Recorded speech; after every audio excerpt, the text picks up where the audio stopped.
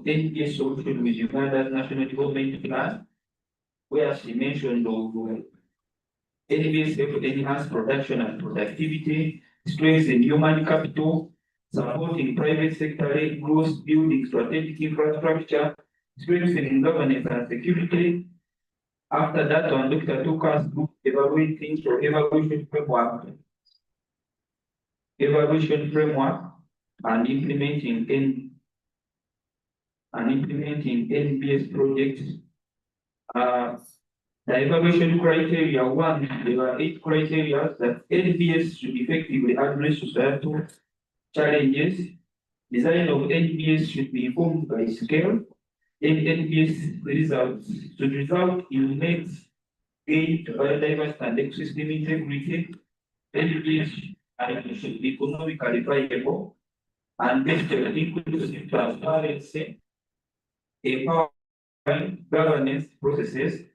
6, that equitable balance between achievements of the primary and of multiple benefits. Criteria 7, that NbS managed adaptive and based on evidence. Then NbS are sustainable and mainstreamed within appropriate jurisdictional context. So these evaluation criteria are crucial for donor governments, conservation organizations, and communities seeking to invest in or scale up NbS intervention. After that was from Dr. Agatha, first presentation. Then we dived into a presentation from Mr. Fred Sami Area, manager rating bro, which was looking at Uganda wildlife also implementation of human wildlife coexistence and exploring some of the NbS that are being implemented at work, but also the challenges. Mr. Fred began by framing coexistence as a dynamic state where both wildlife and human needs are balanced within shared landscapes, and outlined the complexities associated with human-wildlife interaction, noting that conflicts often rise when ecological pressures, social demands, and wildlife movement patterns overlap. He mentioned of challenges in managing human-wildlife conflicts as the wildlife living in protected areas due to degradation, water scarcity, and invasive species pressure. Then community encroaching to the parkland for grazing and agriculture, increased crop destruction and livestock loss caused by roaming wildlife, then persistent community mistrust and limited participation in wildlife conservation.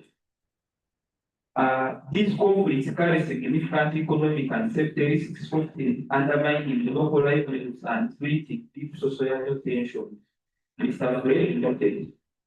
The NbS interventions implemented by UWA, that UWA shared several nature-based and ecological interventions currently being applied, one with clearing of over 648 hectares of invasive species in Lake Impro to create additional space. 2 was tree planting intervention in Chiwara and Mount Elgon, aimed at restoring habitats and improving ecological connectivity. Then construction of community trenches. Construction of community trenches across districts such as the Sindiro, Yatonde, Luego, to create physical barriers that deter wildlife movement to farmland. Development of natural water holding and seasonal dams to ensure water reliability and access, especially in prolonged drought. Then promotion of chill-based deterrence techniques, which are effective in reducing elephant crop rates. But Mr. Fred also mentioned the establishment of buffer zones planted with non-palatable crops such as which provide a economic benefits to communities and also serve as ecological barriers to wildlife. Then the lessons learned from UWA's implementation of NbS, that community engagement remains a fundamental challenge, requiring continuous relationship building and trust enhancement. Then many community members struggle to appreciate the possibility of peaceful coexistence due to competing livelihood pressures, Long-term coexistence requires sustained dialogue, community building, and economic incentives that align community interests with conservation outcomes. That was a presentation from UWA exploring how UWA, a government entity, they are implementing or integrating NbS in their daily activity. Now we went into the third presentation, which was from Ms. Tusinde Joan about climate change, disaster risk reduction, and the role of NbS. Now, Ms. Joan noted that the world is experiencing increasing pressure, and by 2050, the global population is projected to be about 9 billion from the current 8 billion. And of that population of this current 8 billion, over 1 billion are vulnerable to impacts of climate change, and Uganda is among the countries significantly affected by extreme weather events, biodiversity loss, climate-induced disasters. But she also mentioned that NbS cannot solve all climate-related problems, but they provide some of the most effective, flexible, and low-cost solutions for both mitigation and adaptation. Ms. Susan also took us through climate mitigation and adaptation, where she mentioned that climate mitigation is concerned with reduction in adverse effects that may result from climate change, while adaptation deals with adjustments in ecological, social, and economic systems in responding to actual expected climate effects. She posed us a question that what are the anthropogenic causes of climate change in our areas where we come from. But she also took us through categories of NbS applicable towards mitigation and adaptation to climate change. And we saw this one when we went to that field. There was NbS, which is to do with mitigation, where we went first, that is restoration of planting, because it is proactive, but also adaptation, where we saw that side of beehives. She mentioned the categories of nature-based solutions applicable towards mitigation and adaptation to climate change, where she noted that actions to protect natural ecosystems from losses and degradations, actions to restore ecosystems that have been degraded, and actions to sustainably manage working lands, such as manage deforestation. She mentioned that ecosystem-based disaster risk reduction, which is ECODRR, was highlighted as a strategic approach that utilizes ecosystem services to reduce vulnerability and enhance community resilience. For example, wetlands absorb excess rain and minimize flood damage, forests stabilize soils and reduce landslides, and mangroves buffer coastal lines from storm surges. Now, she introduced us to new terms, which were disaster, which she explained as a serious disruption of functioning of a community involving widespread human, material, economic, or environmental losses and impacts which exceed the ability of the affected communities or society to cope using its own resources. But she also introduced a term of disaster risk, which comprises different types of potential losses, which are difficult to quantify. And the third term was disaster risk management, the systematic process of using administrative directive organization, skills and capacities to implement strategies, policies, and improve the coping capacities. Now, she also took us through steps in designing a nature-based social project, which were 8. And the last part was she took us through alignment of NbS with international frameworks, where she noted that the global framework that support NbS implementation include the Paris Agreement, the Convention on Biological Diversity, the UN Decade of Ecosystem Restoration, and the UN Convention on Combating Desertification. But she noted that these frameworks reaffirm Uganda's obligations and opportunities to leverage NbS in addressing national environmental development challenge. The last presentation came from Dr. Naga Betty, which was looking at sustainable ecosystem services, ecosystem restoration, and biodiversity net gains. Dr. noted growing population in different parts of countries. They are placing pressure on ecosystems, communities strive to meet expanding economic needs. The rapid growth has continued to escalate levels of water consumption, widespread encroachment on delicate ecosystems, and overuse of these natural resources. Doctor also took us through natural flood management strategies, where they explored natural floods and its role in modern water management frameworks, unlike traditional hard infrastructure such as concrete channels and dams. And Doctor noted that the natural flood management strategies work by restoring natural hydrological processes that slow, store, and filter water within these landscapes. Doctor also took us through various types of nature-based solutions that can be applicable to water management.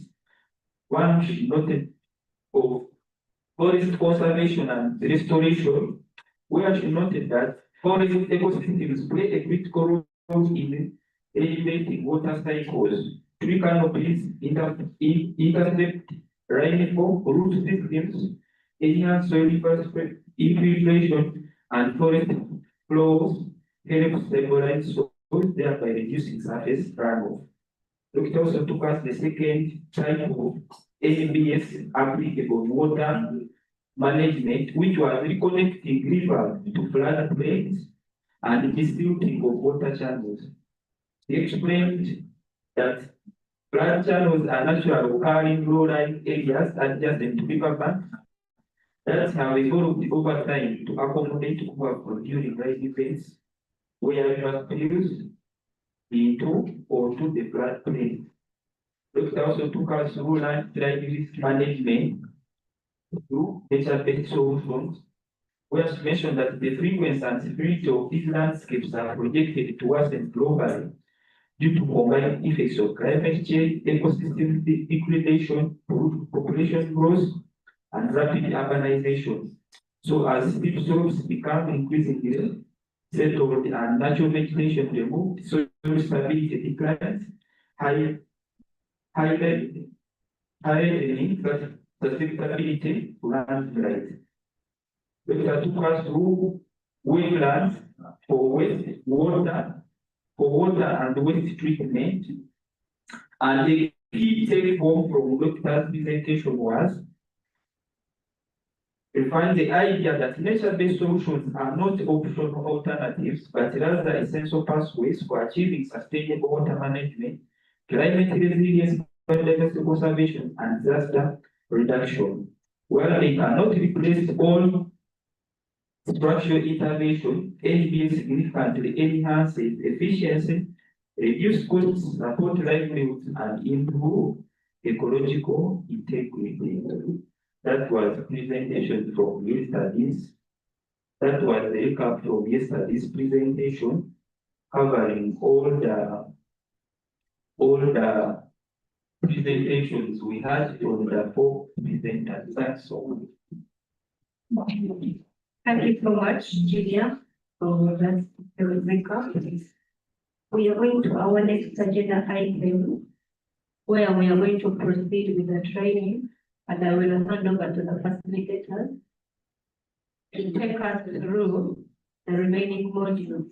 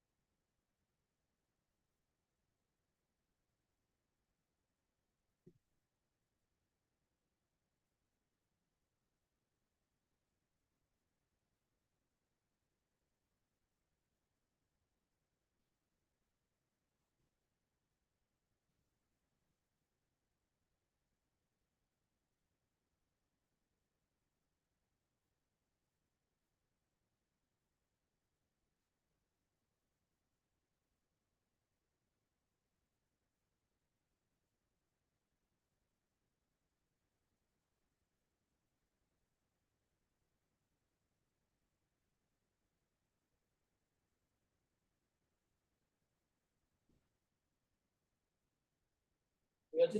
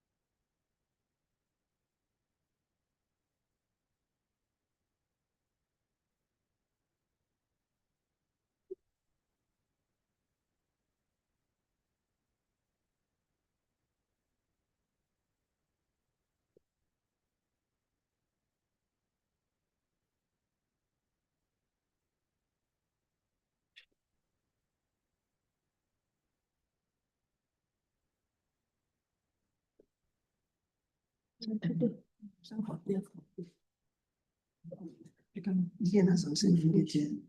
You've sent to Emily or to me.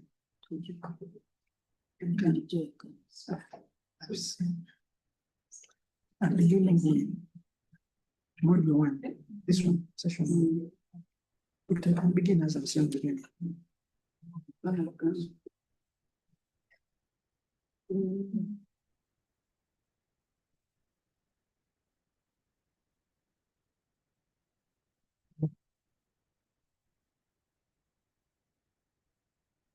Morning to us, to all of us. Yes, so I am going to take you through nature-based solution for responsible production and consumption. And the first session I'm going to take you through is about restorative/regenerative farming.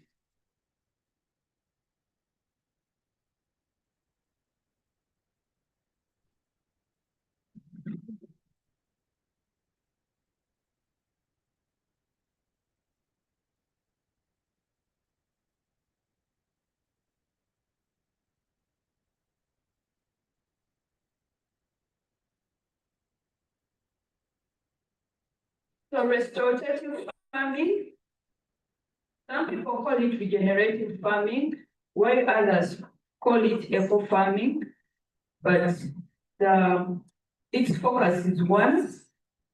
It is a nature-based solution. So whatever the name, whether restorative, whether regenerative, whether eco farming, it still remains a nature-based solution, meaning that the entire farm operation, building functional biodiversity by thinking of the farm as a landscape and building elements to promote healthy ecosystem.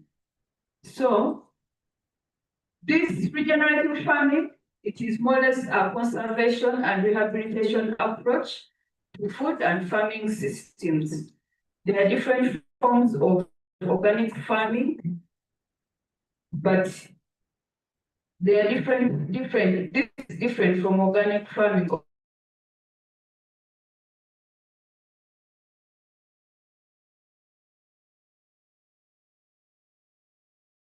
Is that you partner more with nature, while for our normal farming we compete with nature.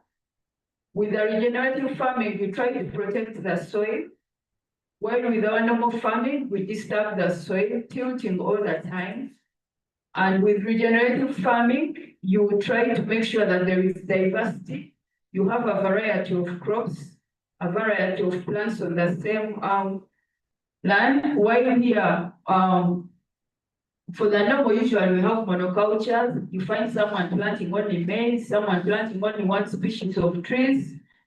So I think we can now see what we really mean with regenerative and normal agriculture. And when it comes to industrial farming compared to our regenerative farming, you find that in industrial agriculture, there is a lot of tilting.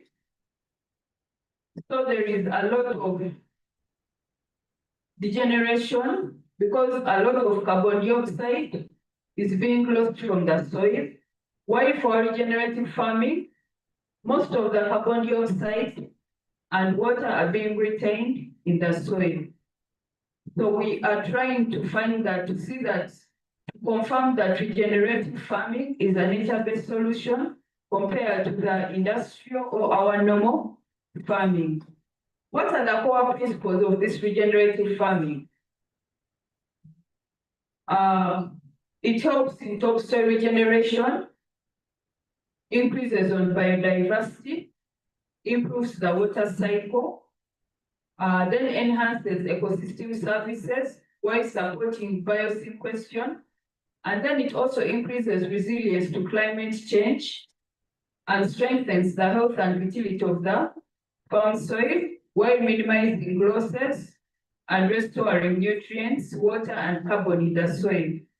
So from the principles, these ones are still talking about the principles.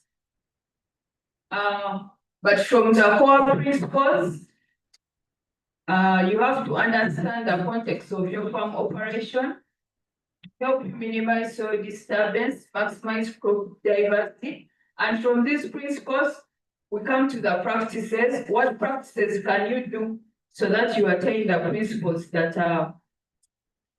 focus on regenerative or restorative agriculture?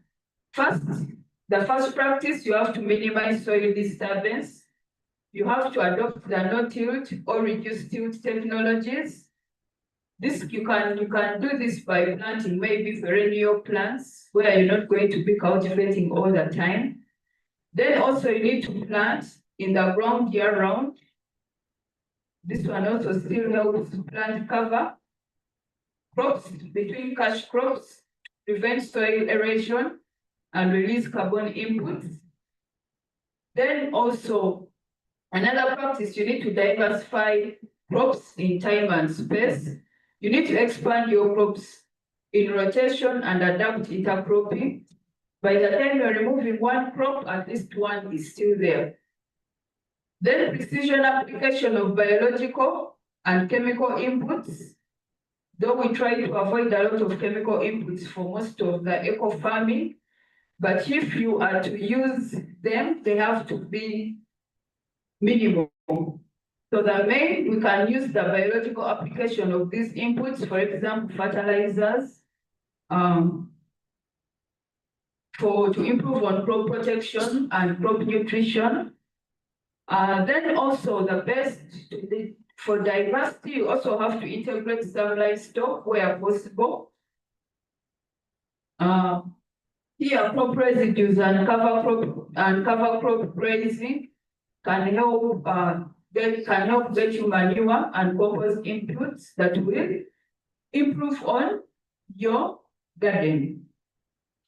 So these are the practices that I've been talking about, but also you can also try to avoid much of cultivation by mulching so that you prevent weeds from growing. Then agroforestry helps you reduce on tilting and also promotes biodiversity, which is key in this restorative agriculture. Then it can also create permanent habitats on the farm, like pollinators and some pest predators. So what are the benefits? What do we get from this regenerative agriculture? First, it helps us mitigate climate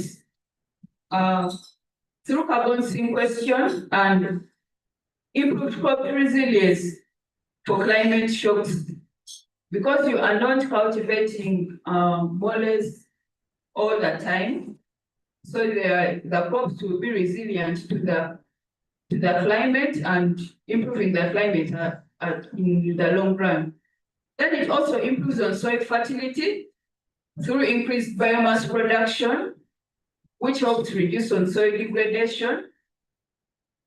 Then regenerative farming also helps resource use, using our resources efficiently. For example, you have a higher nutrient use efficiency. increases the yield and optimizes land use efficiency. And then the improved water use helps to reduce on stress on fresh water reserves. For the biodiversity, you are able to do more crop rotation. And while you are doing crop rotation, you can do beans that will eventually, introduce nitrogen in the soil, then you put in the next crop.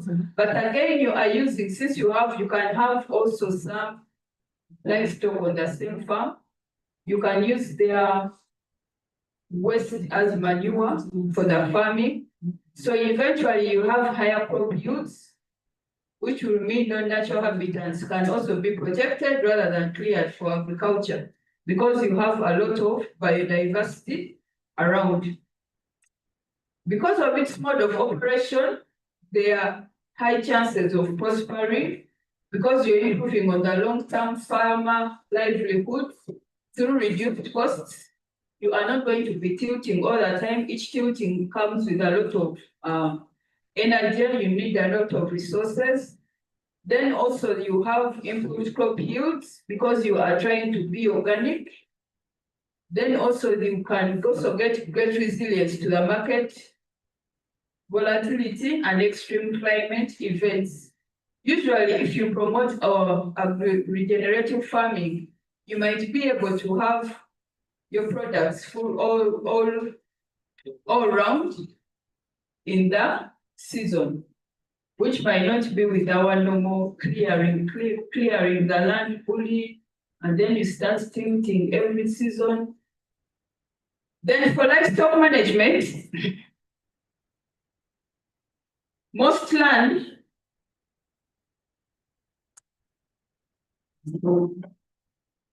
for livestock management, most land on Earth is rangeland.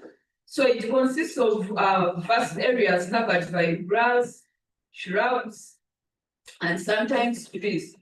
So because of the landscapes, we need to support a lot of pastoralists, ranchers, and hunter-gatherers.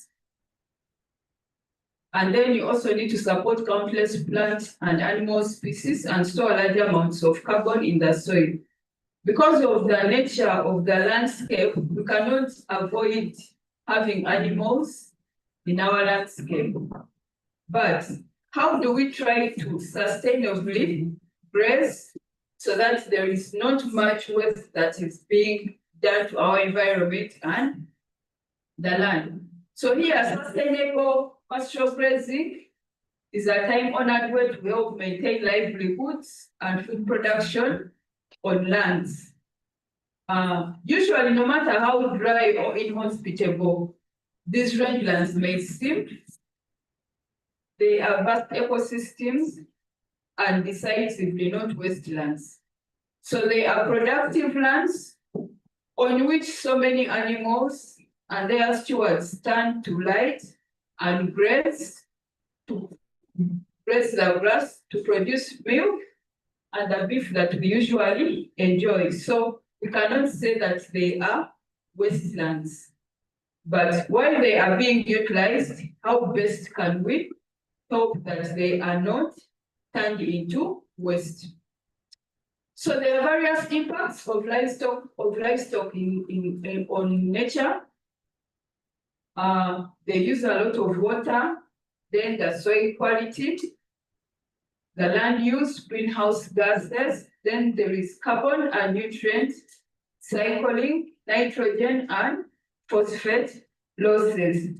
So these environmental impacts of livestock practices, we have to try to make sure that they are not working against our nature. So what nature-based solutions can you try to do so that you control that effect? You need to allow the soil. You need to do some rotational livestock grazing because it will allow the soil to better retain moisture. Then you also need to protect soil from erosion. Then it will also reduce greenhouse gas emissions because you are not only grazing in a particular area, the area you are grazing in will not, but at that particular time, there will not be a lot of greenhouse gas emissions in the area that you're not grazing in. So you also have to try to make sure that you reduce veterinary and fertilizer costs. These ones will impact on our nature. Then rotational grazing also helps improve the pasture productivity. Where you are grazing, you are giving room for other areas to also get better pasture so that the next time you bring your animals there. It also improves water quality. If the animals are not drinking from one pot, as they are drinking from the other, this one is receiving and maybe getting better. Then also, rotational grazing also helps provide wildlife habitat, especially for pollinators. We saw the bee line, so the bees can help in pollinating the plants around, so they will become better. So how do we also manage livestock as an interface solution? For the environment, we need to make sure that we reduce greenhouse gas emissions. We need to try and maintain biodiversity, and then provide ecosystem services, improve nutrient recycling, and then increase soil carbon sequestration. So this land grazing can be domestic or wild. Animals can be sustainable, benefiting from both humanity and the planet. So we need to adopt sustainable grazing systems for the different ecosystems. First, you need to move animal seasons between valleys and mountain pastures. Also graze animals by rotating them across the different landscapes and vegetation types. You don't feed your animals on one vegetation type, especially for those that are not free range, that are gazetted. Okay, our wild animals, for them, they are free range, so they can graze from wherever. But for those where you have control, you don't allow them to eat from one type of vegetation. Then you also need, if possible, you need to rotate between public and private lands. Those days we used to have communal lands. I don't know if they are still there. But if they are there, once in a while, you need to graze from a communal land. When things are bad, you come back to your private land. So that the grazing is not concentrated in one area to affect our environment. And you know, for NbS, the focus is much as we are profiting, but the environment is also not being degraded. Thank you so much. Any comments and addition? Yes.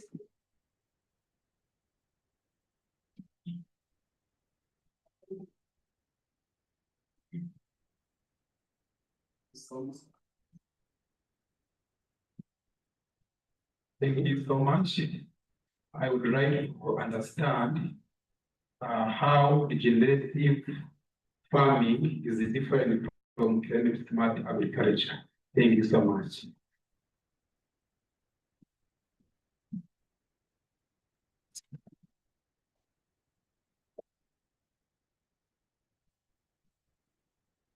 Thank you. To me, this seems to be an interesting topic because seems to be new to me, regenerative farming. But also my question is, according to the principles you have been sharing with us here, can these principles really apply to a large monoculture farm, maybe where, like in our place, we have a lot of farmers who are into beans, maize, and these principles really be applied on that large, diverse farm? Let me answer that one immediately. The mere fact that you are asking, can this be applied in monoculture or regenerative agriculture? we try to avoid monoculture.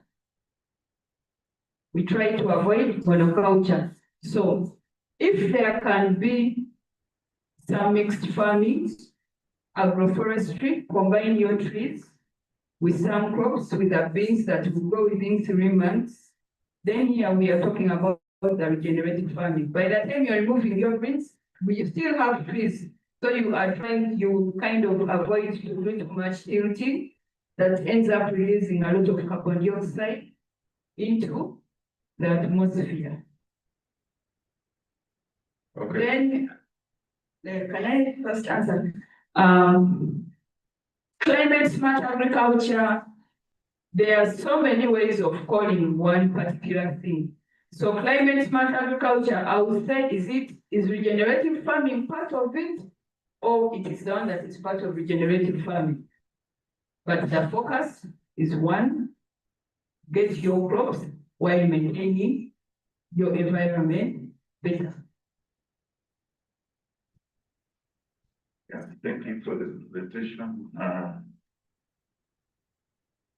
I got interested when we looked at livestock. Currently, there is increased use of, you hinted on it, zero grazing, restricted grazing. It used to be for cows, it is now for goats, for pigs and the rest.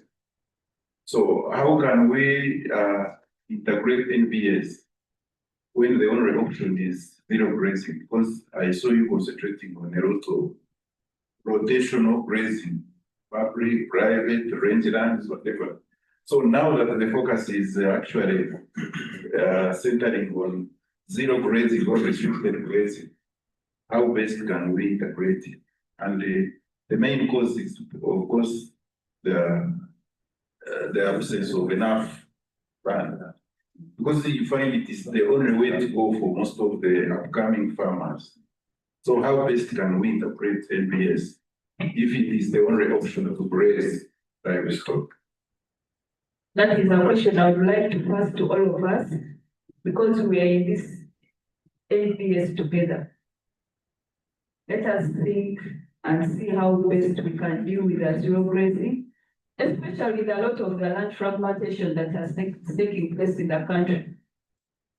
Maybe the simplest I can talk about is demarcating. We can also do some demarcation of our plots or of our area, so that when you graze in one, okay, imagine this is my plot of land. Yes, this room is my plot of land, and you know, I don't have much, but I have my animals that I have to feed. They might not also be many, they might be many. The area might also be big, but I have seen in the West, most people have tried to demarcate, you know, like you divide your grazing area into 4. At some point, your animals are in one corner. After some time, so that gives the other area to, you know, to grow and evolve further, better for your next rotation of animals. So even in the zero grazing, with your 5-10 goats, you can demarcate and know, okay, these months they are going to be feeding from here, and then I should leave the other area for it to get better for the next months, while this one is recovering from the, you know. But it's a question that I would like to pose to all of us, because we are in the same country, and we know how land fragmentation has, you know, because of the population increase.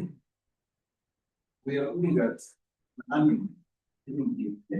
a shelter like this, a house like this. In fact, these animals are now living in houses. With iron sheets, with walls and whatever. And the ground is even paved. The ground is paved, there are walls, there are iron sheets. The goats are in a house almost like this. So the issue of rotating there doesn't work, because somebody has invested in putting up a shelter, and a good shelter at one point. Okay, thank you. I'm looking at this where we have the cows in the house. And I think our main aim here in this, when we're talking about rotational grazing, is to ensure that there is no overgrazing, so that we put much pressure on the kidneys for our grass. Now that the cows have been removed from the vegetation and maybe restricted in the house, I think that will be reducing much pressure from the vegetation. Then you will have to plant the fodder for feeding the cows. In that way, you are increasing on vegetating the rest of the land. So I think that wouldn't have to be bad. Exactly. Zero grazing. It would be good. And even when you are trying to, cut the grass for the animals that are in the house, that you have put in your particular work, I suppose you will also restrict yourself. You will not be cutting from one area. You will have planted your grass in the different areas. So you will know where to cut and where to leave for regeneration for the next cutting. So while harvesting for them to feed, we still think about the environment where we are harvesting from, so that our nature is not being degraded. Additionally, also you can look at reducing the numbers. You only have the numbers that you can be able to feed from the available grass according to what you have planted in your paddocks. That way you can reduce on the carbon emissions, you can reduce on the use of pesticides that are applied on your house, kill ticks and etc. But also my concern still goes to you, Madam Presenter, over the cotton growers in Kasese. The cotton growers, there is no way you can tell them to integrate trees. There's no way you can tell them to mulch. Maybe together with everyone in this house, you can advise us. Because like now, this season, everyone is in cotton growing. How do we incorporate regenerative farming in fields of cotton? For the case of Kasese.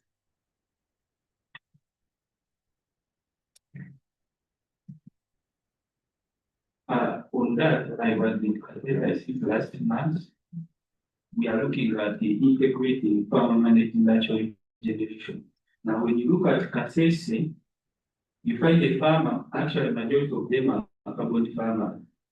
He has planted 50 trees for carbon on his farm on the boundary. But when you enter the trees garden, he has more than 100 tree stumps on the same plot where he has planted. And the stumps is having a potential for regenerating if managed them through farmer managing natural regeneration. Yes. So those farmers, we are telling them that however much you plant in those trees, by the moment you have the traces of deforestation, where because under those contracts you are not supposed to cut and plant. So the moment they come to carry your carbon and find traces of stumps, which you cannot explain how they went away, you're having cotton 100 tree stumps, but you have planted 10 for boundaries. So that carbon degrades your accumulating are actually not supposed to be bought. They are useless. So we are telling those farmers, we are in those cotton farmers and coffee farmers, the only way to escape is to regenerate those tree stumps. Because you find a stump, actually somewhere funny, you find the stump is trying to come back, he has carried rubbish or crop residues on it. Others actually we are burning, others we are actually splitting for firewood.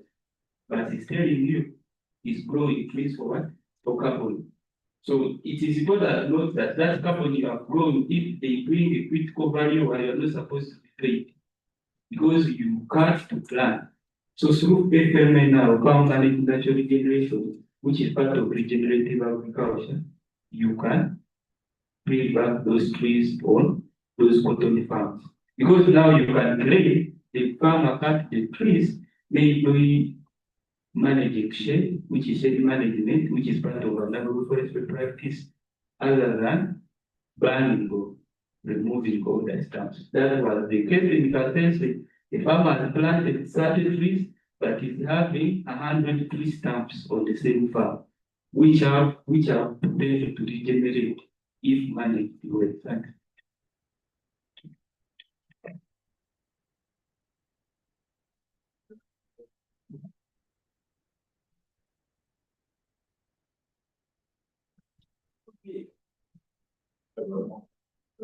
Maybe additionally, Doctor, we can say for cotton growers, because there's no way you're going to integrate cotton with trees. Maybe we can encourage these cotton growers to have the trees along the boundaries. That is what can work, because cotton wants too much sun. There is no way you're going to say we need them for shade. The alternative way is to have them along the boundaries and at a very long distance, because the cotton that is near the trees will not work out.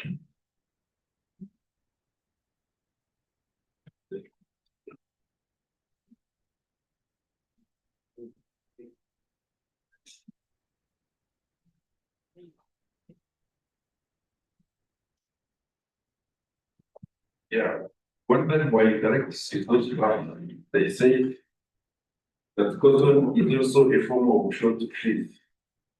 And that they are also neighboring with Queen Elizabeth National Park that compensates. You know, a farmer can give you answers. And at times you find there is some sense. Somebody tells you the whole of this park, it is green and there are trees, there are shrubs and whatever. So if you are telling me I cut more than I planted, the park is there to compensate for the man. Then it's again saying, what do you call cotton?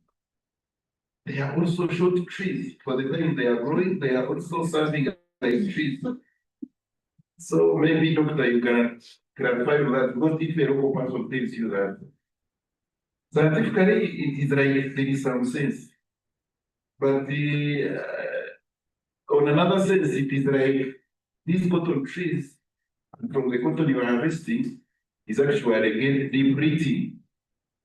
So what could be the best average position you can explain to such people? And also, as you asked about, there is a wide use of pesticide. The cotton farmer. Is there any way you can improvise organic fertilizers for them? Because this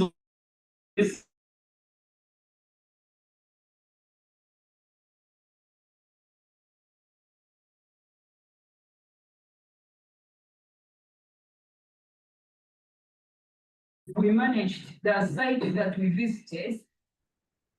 We realized that one of the issues they told us, you cannot force someone into something. So if those farmers are not into a nature-based solution to promote the environment much as they are profiting, you cannot force them. You can only advise them and you let them be. Yeah, who has given us, Wamani has given us the best work that is taking place in Kasese. But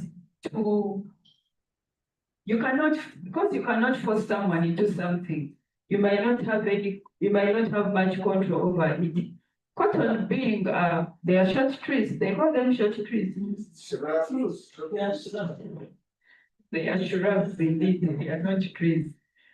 But the mere fact that they are harvesting and replanting, it might not necessarily be good for the soil and the environment.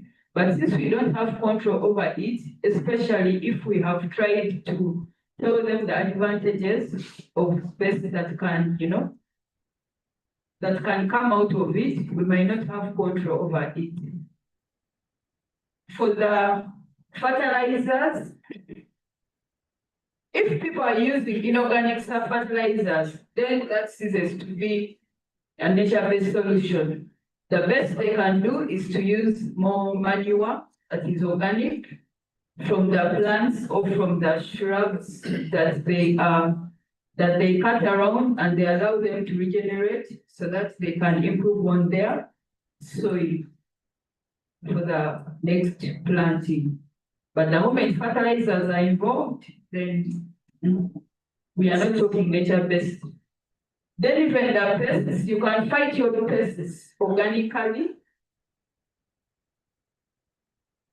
The other way of fighting pests, we can use organic, sometimes you can use ash, from our homes.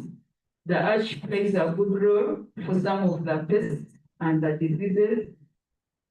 For some might be persistent, but most of these pests and diseases come because of the way we operate. If we are not operating them well, we are inviting them. So we might not have control, the best control, especially for the other nature-based solution. So the best is to prevent anything that can lead you to these pests and diseases. In forest, we encourage people, plant your trees in such a way that you are not going to encourage pests and diseases to invade. If you are planting trees whose species are very susceptible to diseases, you are on a time bomb. You wake up one day and your plantation will be gone. And there are no quick fixes. You're not going to say, okay, let me do this, let me do this. There are no emergencies. So it's just the same like with now that we are talking about for the nature-based solution. Now, if you decide that you are going to go organic for a nature-based solution, let us go that way. Because when things you try this side and things for you, it's not going to be a quick fix. There are no quick fixes in most of these nature-based solutions for them to be promoted. So I think I can continue to the next session. We talk about clean energy and waste management. Still, it's under responsible production and consumption. Clean energy basically is energy that does not contribute to pollution of the atmosphere by any means. And we need this energy transition. It is being promoted for the global so that we try to we move away from the fossil-based to zero carbon by the second half of this century to reduce on the energy related to carbon emissions. All these are aimed to limit climate change. So the energy policy for Uganda 2023 is working on promoting energy transition towards a zero carbon economy. As a nature-based solution, adopting this energy transition has emerged as a crucial strategy that will help us mitigate so much of the global warming.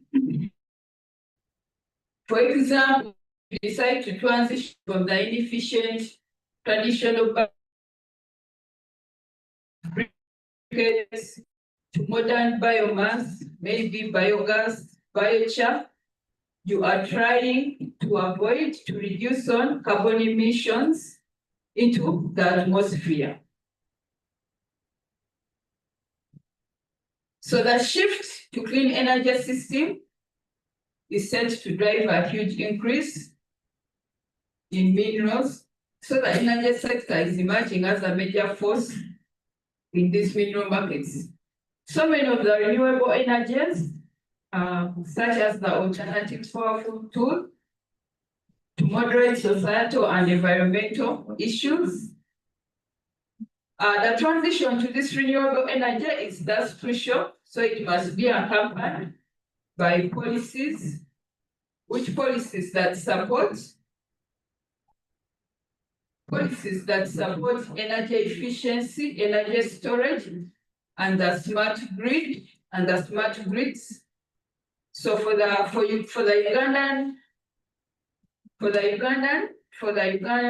Ugandan sector, we have a policy that is trying to transition the energy to energy transitions.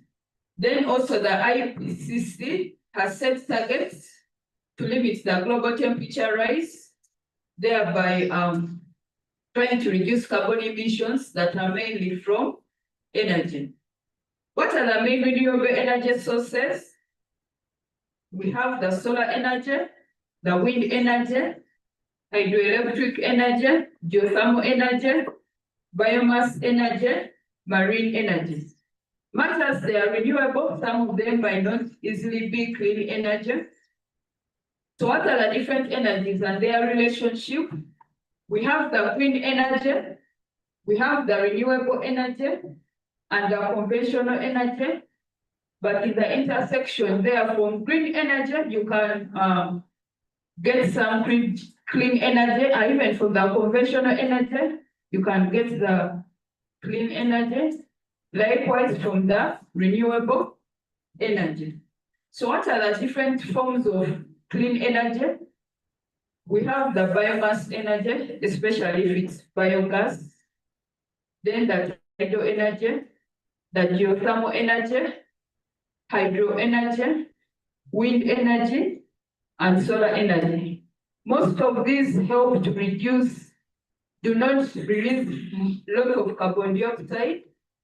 They don't release much carbon dioxide to the atmosphere. So what are the benefits of this clean energy, clean cooking for climate, environment, and communities? It helps reduce direct emissions of climate pollutants. Usually, domestic cooking emissions contribute to much of the greenhouse gas emissions. While if we use the highly effective stoves, these emissions can be reduced by around 30 to 60%. So cutting on this carbon dioxide can also reduce the black carbon emissions, helps us to reduce on pollution. It also enables carbon removals by supporting regeneration and reforestation. So reducing forest extraction can generate massive regeneration of forest ecosystems at a lower cost-benefit ratios and less disturbance to existing ecosystems. So then also active restoration can enable the restoration of forestry and forest systems at a larger scale. So then also this clean cooking or clean energy can help avoid emissions from forest degradation because you're switching from the traditional cooking, like the open fires, to the clean green stoves. This can reduce pressure on the local forests. Also, there can be fewer live trees that are cut down. Then it will also promote permanent growth of so much of the wood growth, woodland and forests that are available. Then also many high efficient stoves, they allow burning of small diameter wood branches. So here you can end up only getting some of the branches and crop residues that will also reduce on the need to source larger pieces of wood from forests. Then they also reduces the threat to biodiversity. Reduction of forest extraction also increases in the forest biomass and higher levels of biodiversity and abundance of tree seedlings of indigenous tree species. Because you will not be accessing the forest to obtain some of this wood to use for firewood, you increase on the biodiversity, the seedlings will grow, the animals that are in the forest will not be disturbed. Then also for wildlife conservation, you reduce on habitat loss, which is one of the primary drivers of species loss. So because you are not going to, yesterday the wildlife manager, the manager for Lake Bro told us how chimpanzees, when you go to Bwindi, they do not allow you to touch as in any of the plants that are living chimpanzee food, because you can cause he was saying you can even poison, you can put something or you can pick something that they will come and eat and die, yet they are trying to conserve them. So for wildlife conservation, this is still the same case. To reduce on, if you are not accessing the forest so much, or nature so much, you are going to also help prevent this habitat loss of so many of the animals. Then also improving clean air and helps reduce negative health impacts of air pollution. Most of us, we have grown up on our 3 stones. So exposure to this smoke from cooking fires can cause premature death each year, and remains one of the predominant causes of pollution that is related to so many diseases and death in Africa. 16% of the ambient air pollution comes from household air pollution. So if your air pollution at home already is being contaminated by much of these emissions from the cooking using the conventional methods of cooking, then your health will deteriorate with time. Clean energy also increases women's time and safety while reducing a lot of pressure. We find that women conduct a lot of work to obtain fuel, wood, and cook. At the same time, they are the ones who are being exposed more to the pollution. So when there is clean energy, you reduce on this. Also the risks that extend to the spinal, to their health while cooking, as well as risks of rape while collecting firewood will be reduced. So because of the 3 stone cooking, there is too much burning, and that can affect one's body. But if we go clean cooking, we can try to avoid this. It also enables sustainable rural livelihoods. It saves people from towns. Clean cooking can save people much of the time that you would have used for collecting firewood, splitting. You can use it for leisure or other income generating activities. There are some organizations that have supported women to diversify income by planting some well-managed wood plots for the supply of some small wood billets, pellets, or briquettes to replace the charcoal that they have been using in their rural and urban markets. Some of them sell these so that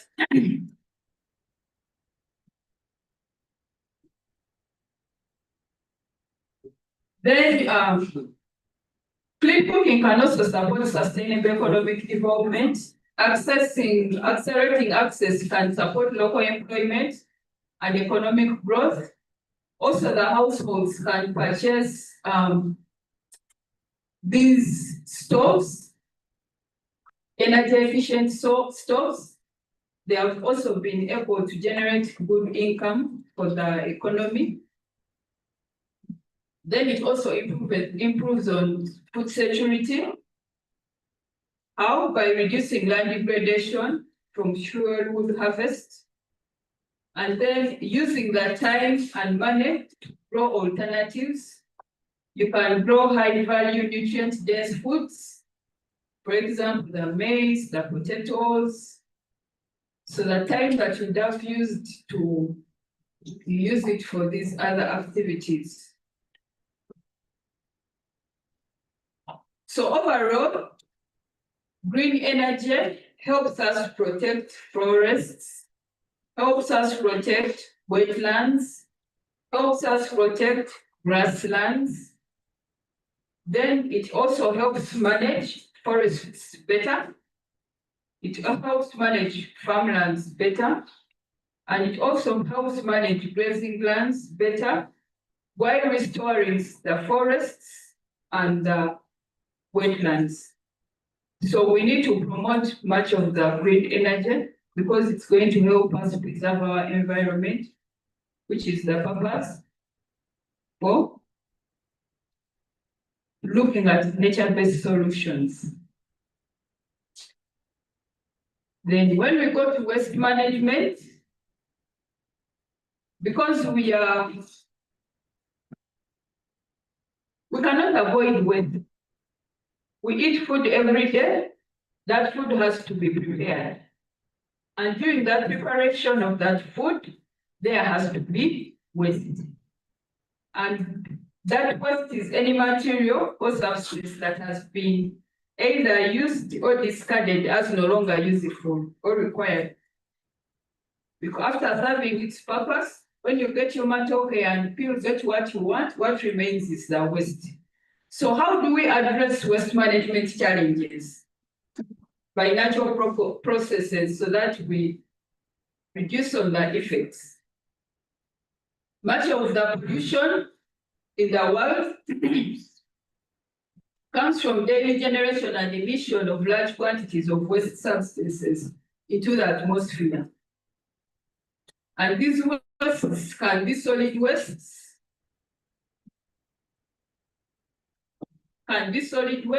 can be liquid waste, and they can be gaseous waste. So for the gases that are mainly due to pollution, we can look with device ways of how to deal with it. But most of the waste we are talking about here is from usually due to the increased human population growth. We can't control it. Someone will not tell you that, okay, population is too much. Can we reduce when you don't have any child? You'll be seeing them like an enemy of progress. But again, when we are adding on our population, there are after effects that we have to look at. Liquid waste can be in form of sewage or domestic wastewater, which we can try and process, especially for industrial activities. There are so many types of liquid wastes. Also gaseous waste, they are mainly unwanted gases that are usually byproducts of so many chemical reactions, and they are toxic. They can be toxic, they can be radioactive, they can be the greenhouses. But most of these gaseous wastes, they contain carbon derivatives and oxidants of carbon. So you have to look for a way of preventing them from being emitted into the atmosphere. We have looked at restorative agriculture that can help us reduce on waste, especially the animal waste. You can use it as manure. But for that, how do we try to manage solid waste? After collecting your solid waste and transporting it, there should be some recovery or separation of the bio and the non-bio. Then for the bio, we can do some anaerobic digester so that we get some biogas. And the remainder can go into composites. And then for the non-bio, can be burned into an incinerator, then deposited off in a sanitary landfill. These are not easy for Uganda. It needs a very committed person. There are some companies that are trying to commit to some of these. They can have like 3 or 4 trash cans, the ones for bio, the ones for like hospitals. But there are some companies also who try to have different trash cans. Unfortunately, the moment the waste gets out of their company, it is mixed up somewhere, also it demoralizes someone. At least if we did not have, if we have so much environmental conscience, we wouldn't have gotten the issues we got from Chitez. Because from all that waste, there is a lot of actually other the environmental engineers in waste realize that there's so much gases that build up after that disposal, after the waste being there for long. was the cause of the landslide, of the, the eruption of that waste. But if we had thought earlier and we separated the organic waste from the inorganic waste, and we used some for processing to get biogas. Biogas is very good, would have been very good for consumption it reduces on so many of the effects of pollution. So for sustainable waste management, you need to plan, and then you need to sort your waste very well. Choose the one that is going to decompose, that you can use for manure, for further processing. You need to extend producer responsibility so that if possible, people can do some recycling, or people can do some, collecting rubbish separately. And then the landfill management, I don't know where these days where much of the rubbish is being taken, but I hope there is some crucial management that was put in place, so that what happened in Chitezi does not happen again. Then it requires full participation of everyone, from the community, from individual to community to government, for this waste management to be sustainable. Then the tracking and reporting is also important. So the hierarchy,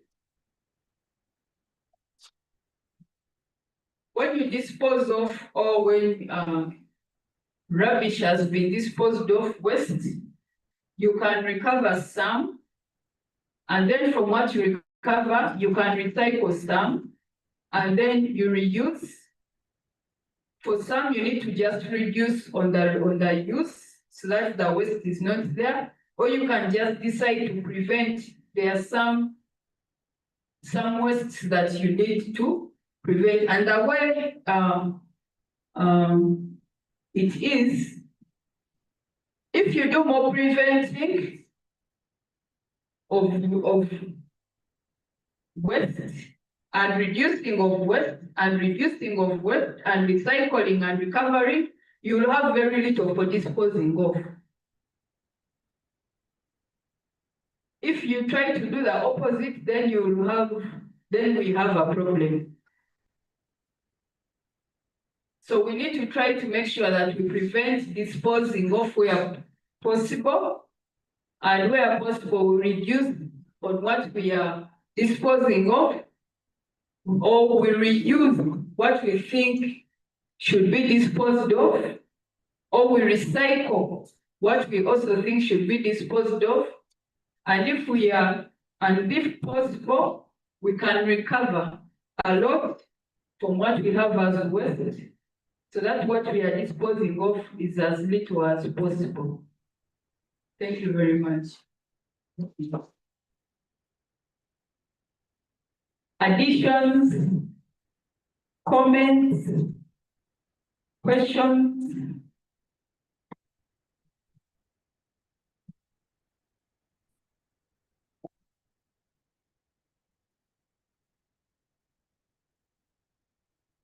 Thank you. Maybe if you can put the last slide. Because most people confuse the two, reusing and recycling, and recovery is the explanation then. Yeah. Reusing is okay and reducing, but recycling and recovering,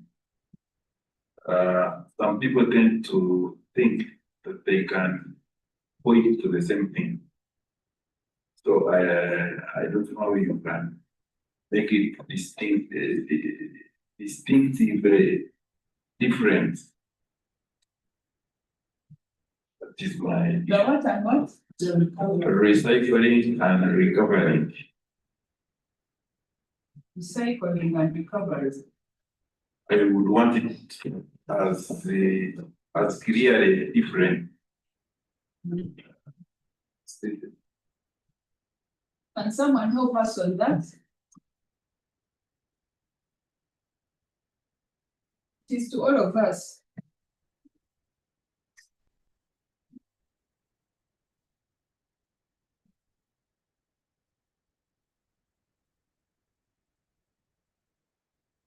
It's to all of us recycling. Well, thank you. I'm looking at the recycle. I think that means that waste can be turned into something else. Useful. That is recycle. How you would understand recycling. When I look at recover and reuse, do we reuse it? When we recover, we keep it. So that we can recover and reuse. If they don't mean the same thing, then but about recycling, I know it means turning it into something else useful, maybe of the type or different type.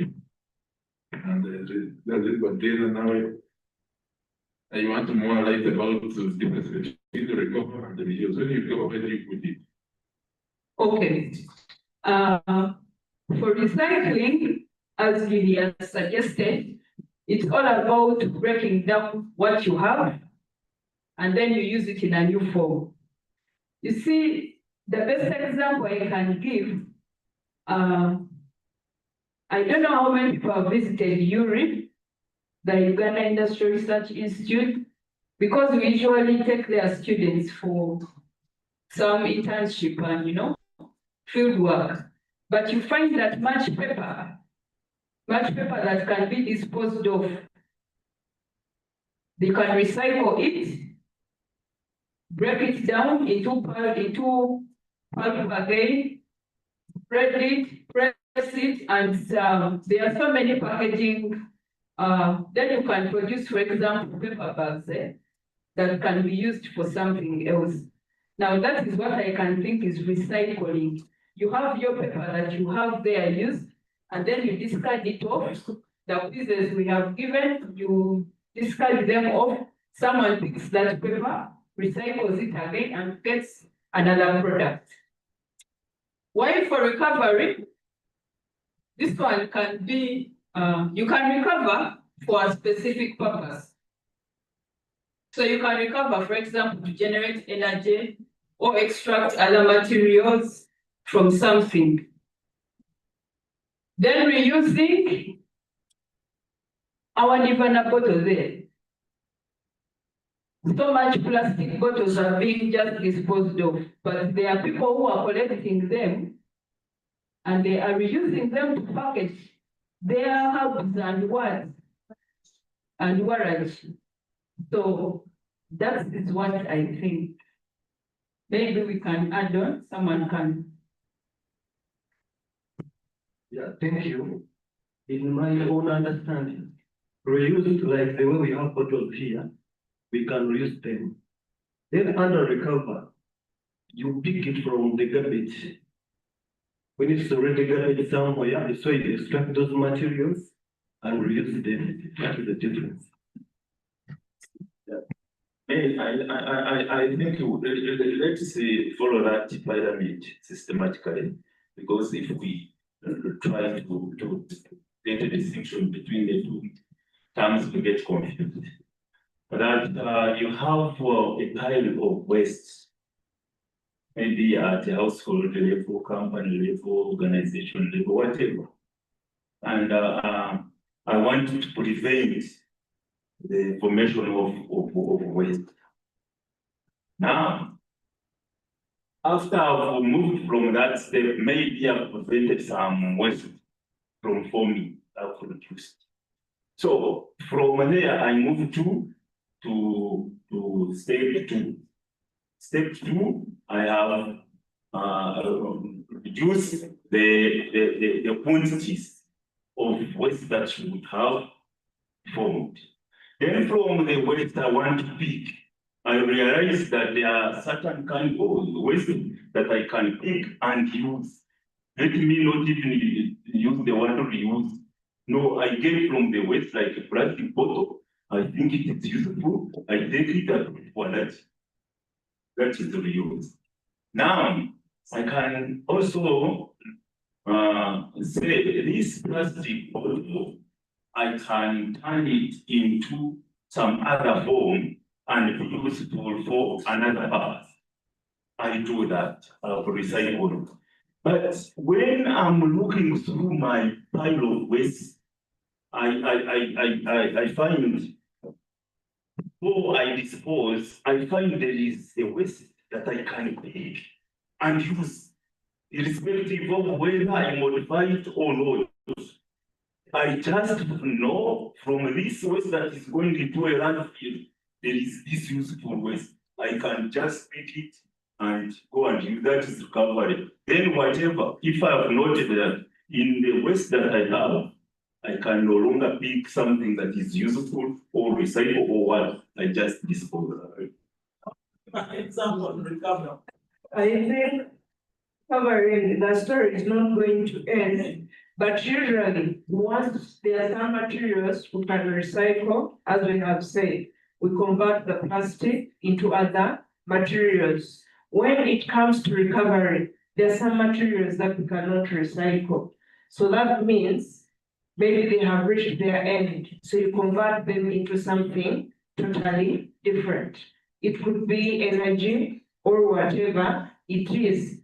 Me picking picking maybe a plastic bottle from the waste doesn't mean that I've recovered the waste. Because it is still the same bottle, I'm just going to clean it and I could reuse it or even recycle it. We are only recovering at the stage where we cannot convert the product into something useful or any other form. In that case, it could be energy, because energy will be our end goal.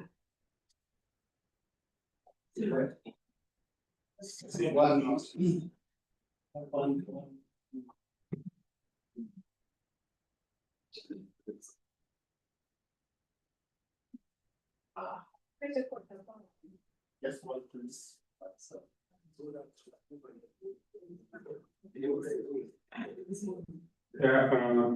I just had one comment on recover. I've been seeing like people using these old tires to make like for example like seats or tables. Can it be like an example of recovery? That's okay. If you compare with what you have been talking about. You can use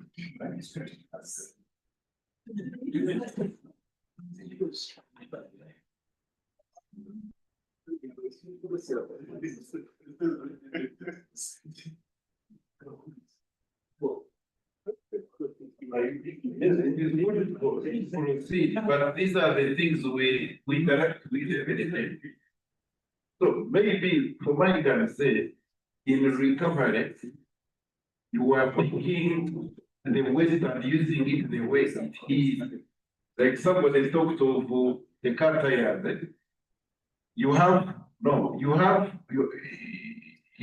have a heap of garbage, but from the pictures she has shown us, you see somebody forgot like a pair of gumboots. Hey, you say this one is also going to be disposed. Let me pick it. It is still wearable. So you see the shot that is not.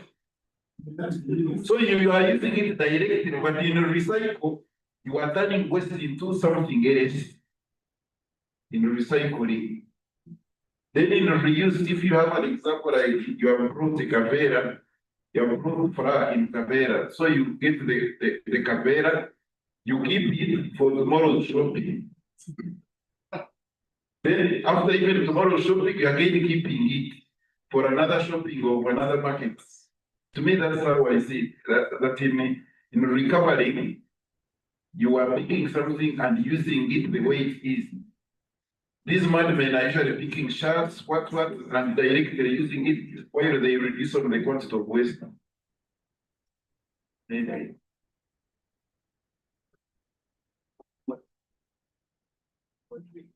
I think the reuse, recycle, recover, and so on are not going to end, because you find that here, our interpretation is usually going to understand, depending on how we are going to understand it. But I think for now, let's use reuse and recycle, because that makes it at least easy. If I can use my bottle again, I'm reusing. If I collect these plastic bottles and take them maybe to a plant, and they make the plastic buckets, I think we've seen many that made with the plastics, all kinds, the cups, the jugs, the buckets. Those ones are usually made from the recycling of the plastic that we have collected. I don't know if there are some areas where we have had people converting the plastic into biodiesel.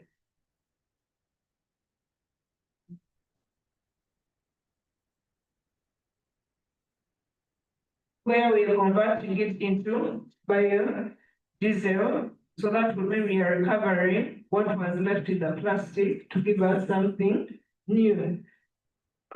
We are supposed to look at investing in nature-based solutions, but before we do that, we are going to do some group work to maybe just as a recap of some of the things that we looked at yesterday. I had formed 4 groups at the start. I saw people reducing and then reduced the groups to 2.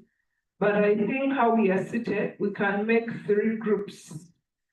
You can join any other around 6 people or 5 per group.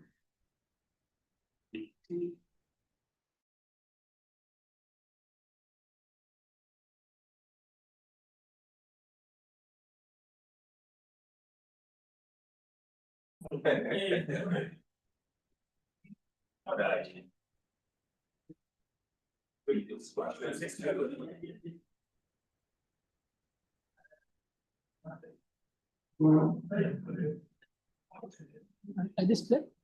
I display. So we are going to copy down the questions. We are going to get a paper here, and this is where we are going to write our answers to the different, what we shall have discussed in our groups. So you can appoint a group leader to pick a paper from here and a marker as they display the questions. A paper and a marker. Let's do this first. One to go back over.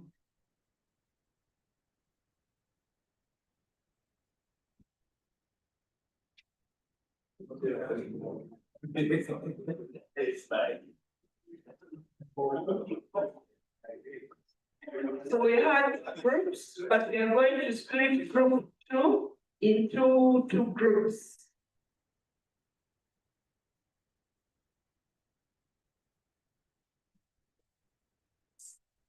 So group 1 is going to do both questions, and then group 2 is going to do how to conserve the ecosystem using NbS strategies.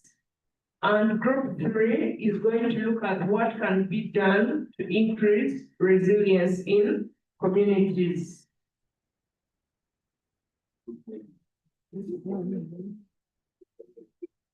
In no particular order, we say we are assigning a representative. So you can say group 1, I won't dictate, depending on the questions. You can choose which group you want to be. Being one. Group 1, okay, we are left. So which is group 2? Okay, and then your group 3. Okay, thank you. We can do this, I think, in 10 minutes. And then we present also in 10 minutes. Pardon? In case the paper is not enough, you can come back and pick another one.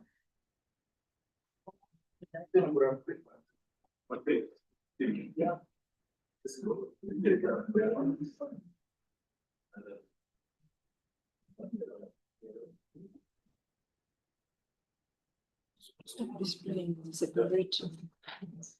It's so complicated.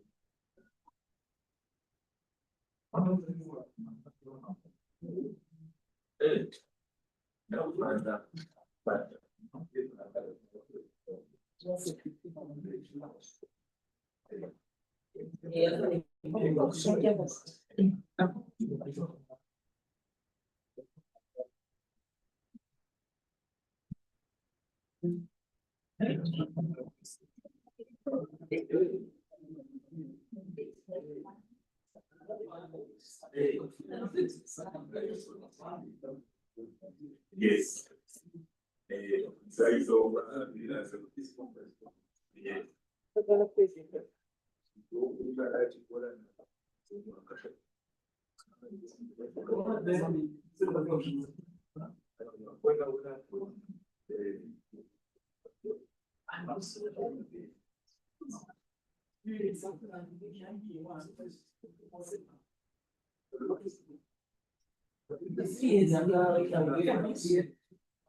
Yes.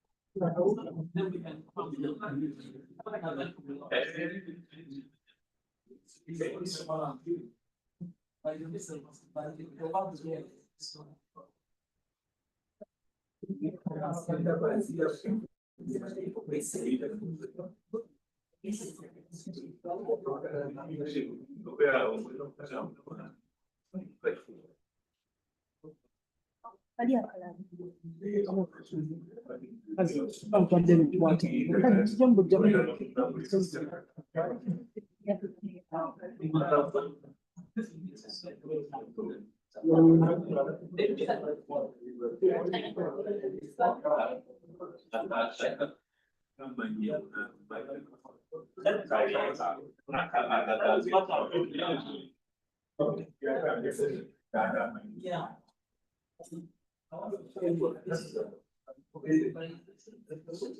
Maybe because you're waiting with the actual now we what are you saying? You're waiting on And we unify the the pollutants that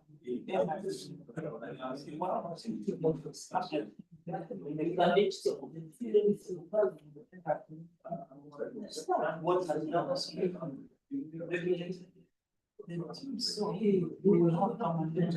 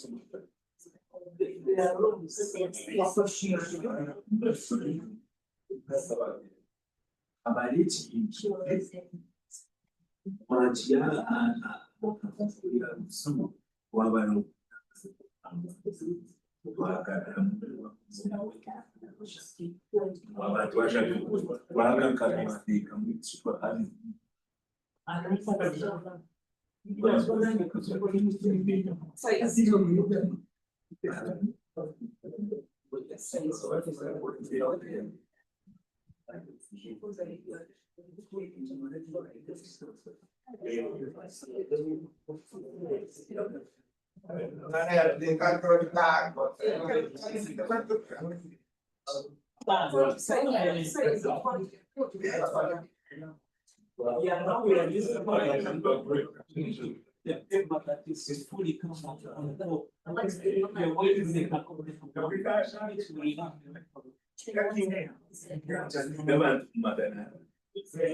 the sound will be.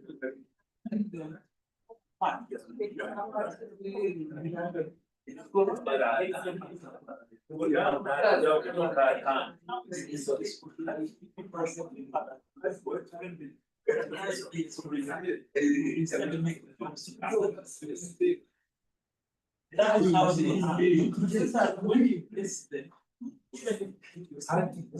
there is a goal here. You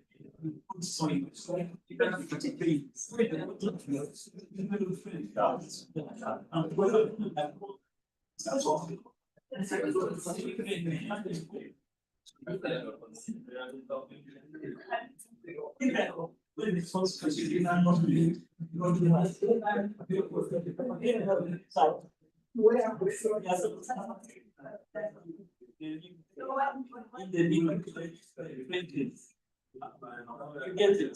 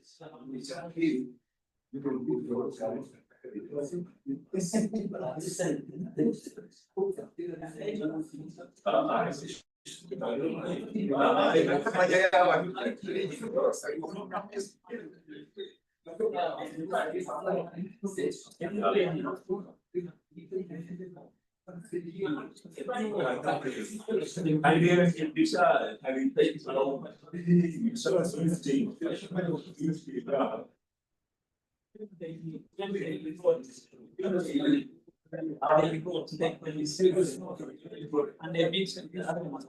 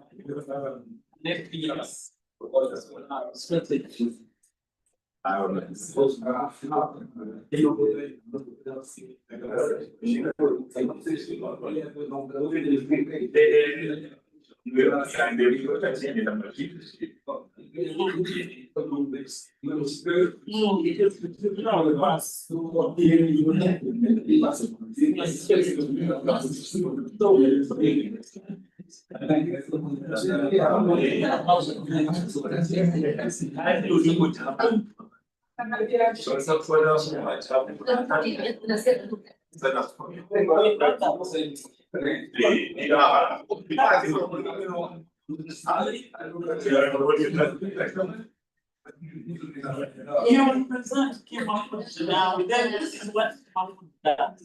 What is people smart to come on.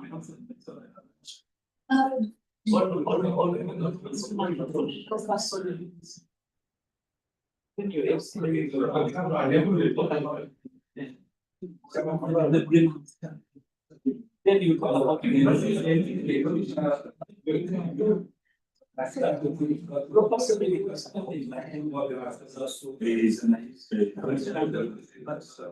and talk about the segment then, you talk about the leeches. That comes out for the money, something the surface inside the background.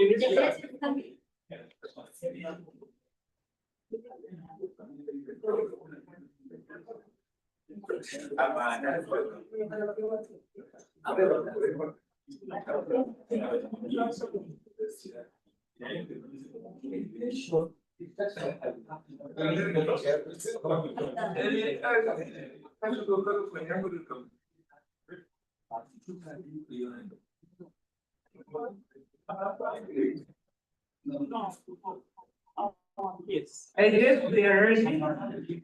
Please still need more time.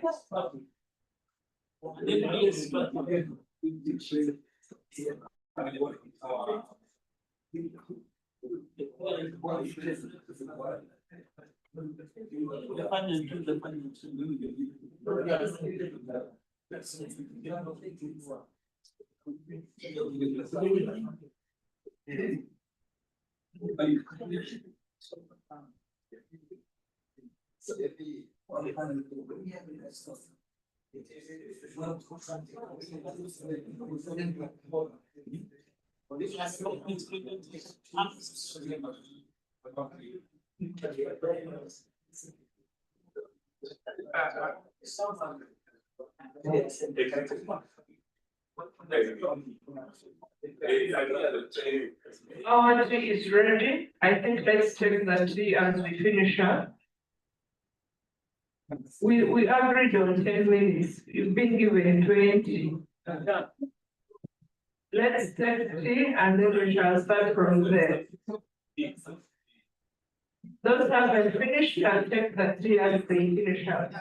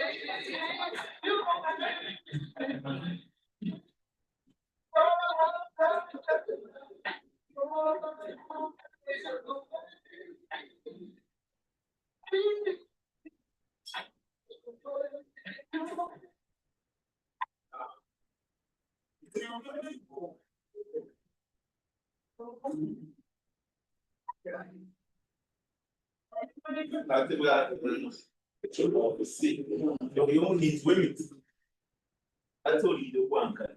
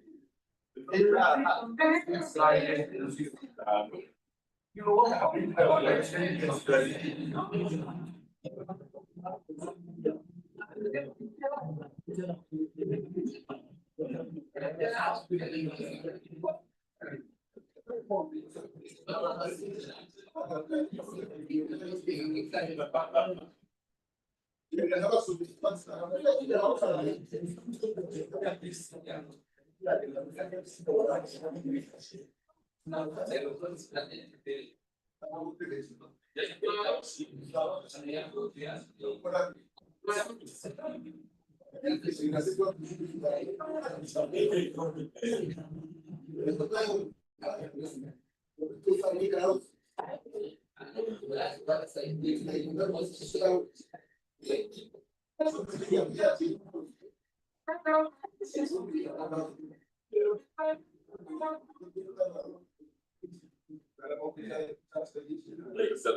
Yes. Yes.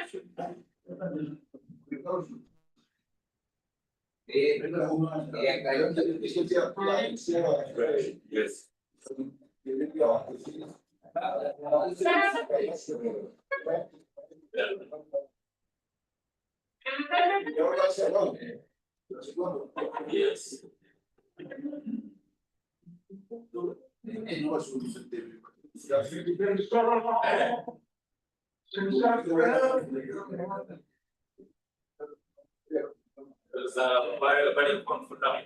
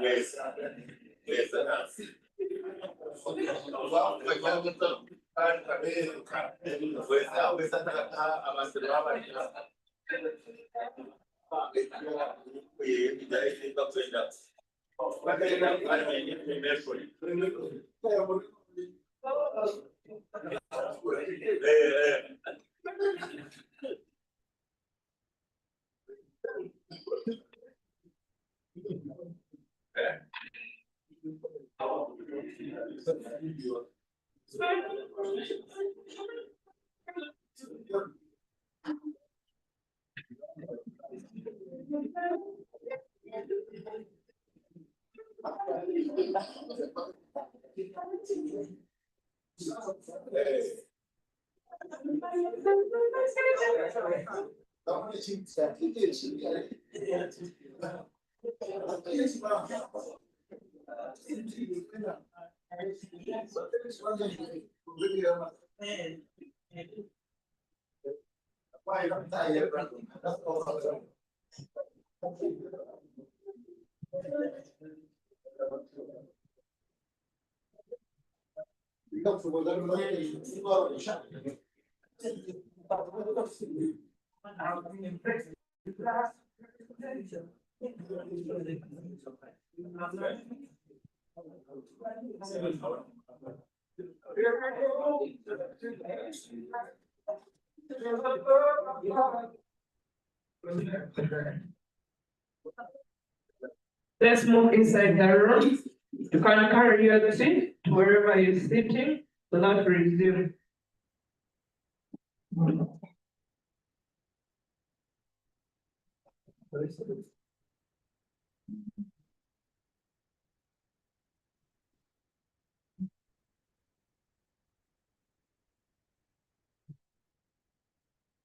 Where are the rest of your members? I'm not seeing this.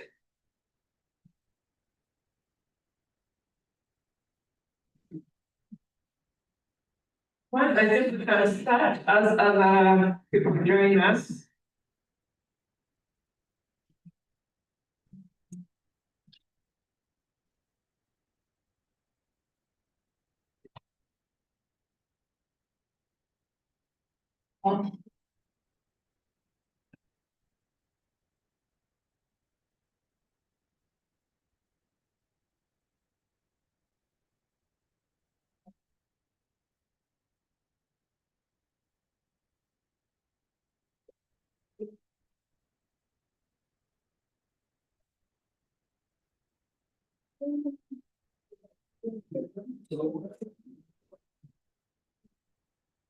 I say, you need me.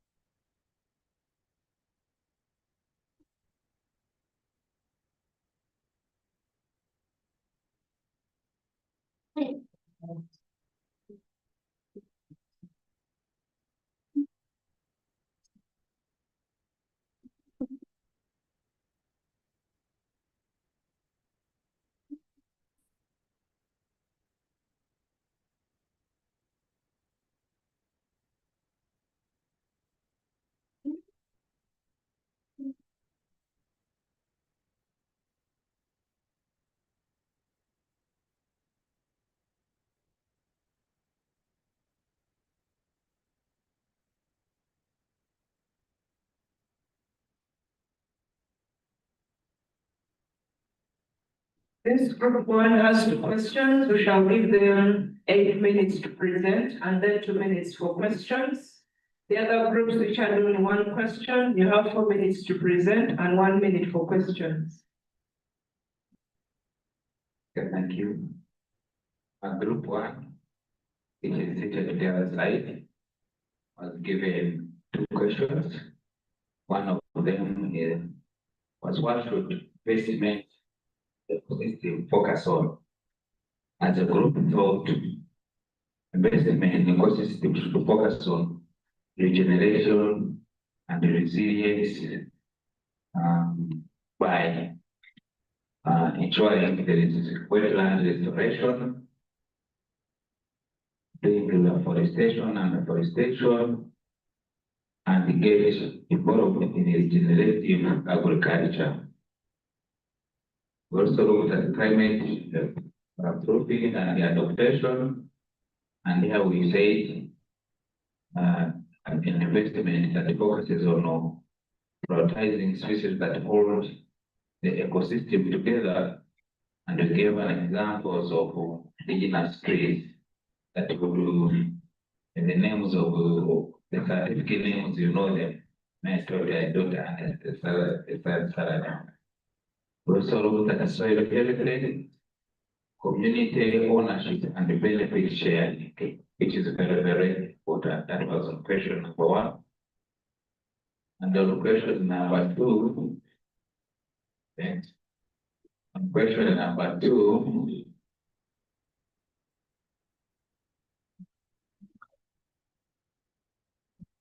the question was, explain what can be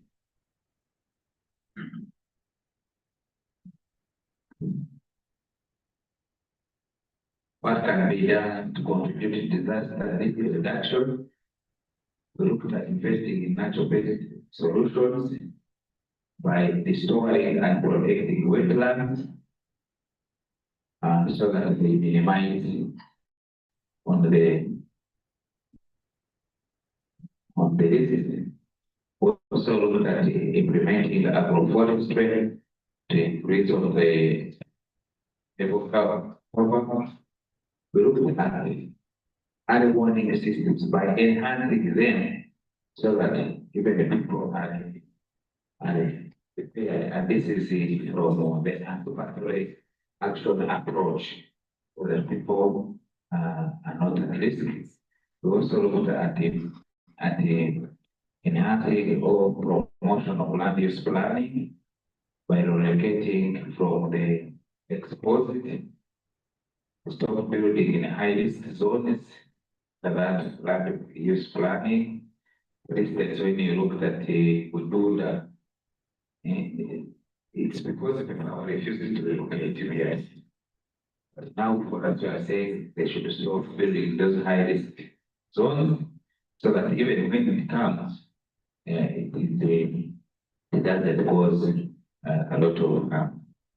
We also say by protecting and restoring critical ecosystem that act as buffers. Here, of course, we are also looking at issues of planting, having contours, terracing, and the like, so that there is a reduction in that. I think that is it for the risk as we plan for the next group. Thank you very much for the questions. They are for the whole group, not mine alone. Any questions for group one? I've done it. Yeah. Let's give them a round of applause. Yes, our group two.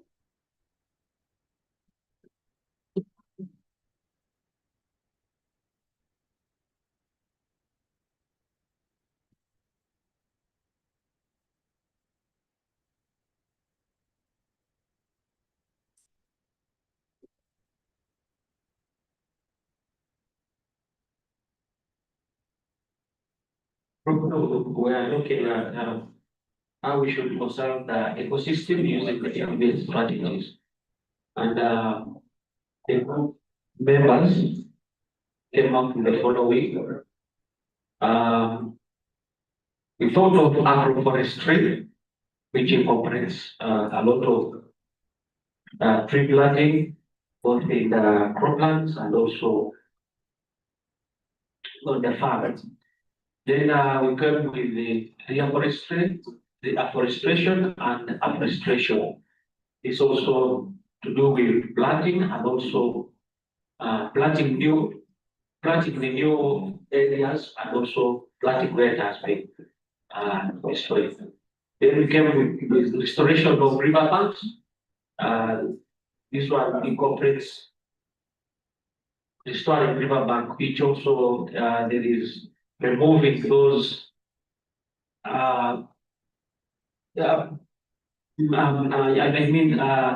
planting the bamboo along the riverbanks and also the trees along the riverbanks. That's what we looked at. Then we looked at restoration of wetlands,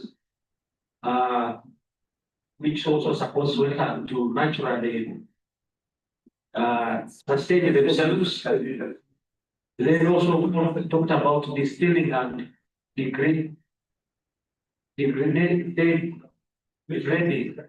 So yeah, distilling is to removing those boulders that block pathways, the different materials that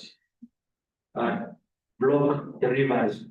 So we talked about promote adoption of renewable energies.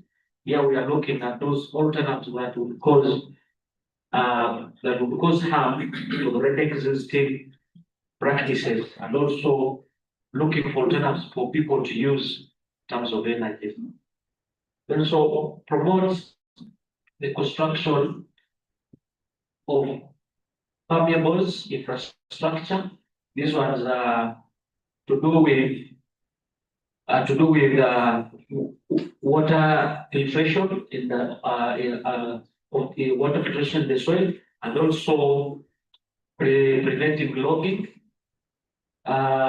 Here we talked about adopting regenerative farming, looking at making sure that the remaining species or trees or the rest of the ecosystem naturally sprout back. Then we talked about proper solid waste and management. We looked at the plastics, we looked at those different forms of waste. Here also, we are preventing those bad chemicals that may be generated out of too much waste. Here they may include methane and the rest of the gases that may come. So as a group, this is what we came with, and it was not me alone, it's the group. And the supplement and the thing. Thank you.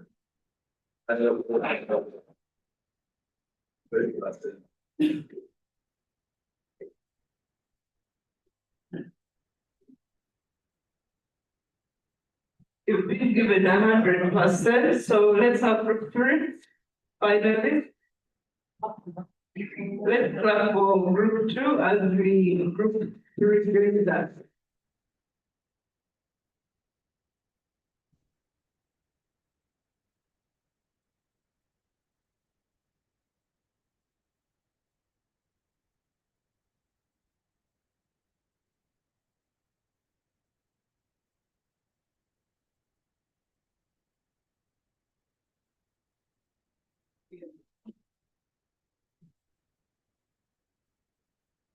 Thank you so much. I'm presenting on behalf of Group 3.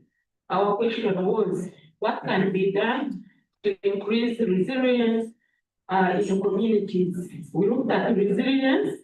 For example, when a disaster comes or a risk or whatever, we looked at prevention, mitigation, adaptation, and bouncing back. For example, if a risk comes within, you need to cope up with it. You need to be steady and keep on moving. So we're looking at one, how to increase resilience. It is to bring the community members on board. How? It is through community awareness, through sensitization and trainings of the communities. Of course, all these things happen in the community, but when you bring people on board, you sensitize them on what they are supposed to do and train them. For example, if they have steep areas, they need to plant trees and whatever, they be in position to be resilient to the whatever disaster comes in. Then two, we looked at restoration of degraded ecosystem by encouraging the community members to do what it needs in order to be at par. Then installation of warning systems. For example, if they are knowing that in a month they get a lot of rain, what are they supposed to do? What activities that are not supposed to be done in the wetlands that will spearhead the disasters and whatever. So if they get the early warning systems, they can move forward. And then we say they can be empowered, economically empowered through alternative livelihood, doing different activities outside the wetlands and whatever. So it means if they are economically empowered, if this disaster comes in, the households will be in a position to stand and move a step and continue, but they will not die from that day. I beg to submit.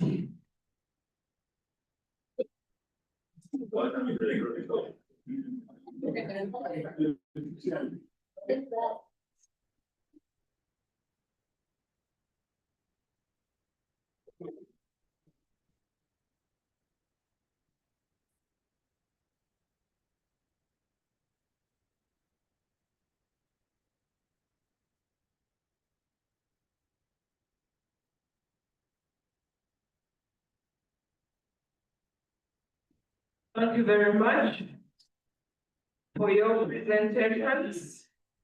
Actually, when I look at what all the groups have presented, Group 3 members, can we change positions?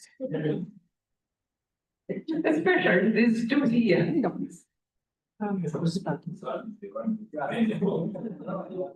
You're the main troublemaker. So anyway, when you look at each of the presentations for each of the groups, they are the same as what we had prepared for you. I think this has been very interactive and interesting. Let's continue with what we have learned, and then we can plan for our areas wherever we are coming from. The last session that we are going to look at is investing in NbS. If we are looking for funding, what are some of the steps that we are going to look at? Because as we saw yesterday when we are looking at the challenges, funding is one of the major concerns. And investment in NbS is a long-term strategy. No one is going to give you their money if you cannot actually, let's say, prove that what you're preparing is going to bring tangible returns. Remember, we also said that we need continuous monitoring and planning. So all these require funds at each of the stages. So if you don't have any support, then it becomes a little hard for you to continue or to plan with what you're interested in. At least we have seen that if we are to plan to set up an NbS, we all know what we're going to do. So this is just maybe just a few slides to give pointers in what we can do when we are looking for funding for an NbS. So here we are mainly interested in understanding the process and actors involved during implementation and explore the different sources of funding for nature-based solutions. So what are we going to, or how are we going to carry out this funding? Of course, we are going to use the global standard. This looks like more or less a repetition of what we saw last time for the global standard for an NB. Yes, because if you have to ask for funding, then we should be speaking or standing at the common ground. So this global standard is just a user guide and a self-assessment tool for you to consistently design an effective NbS project that is ambitious in scale and then sustainable.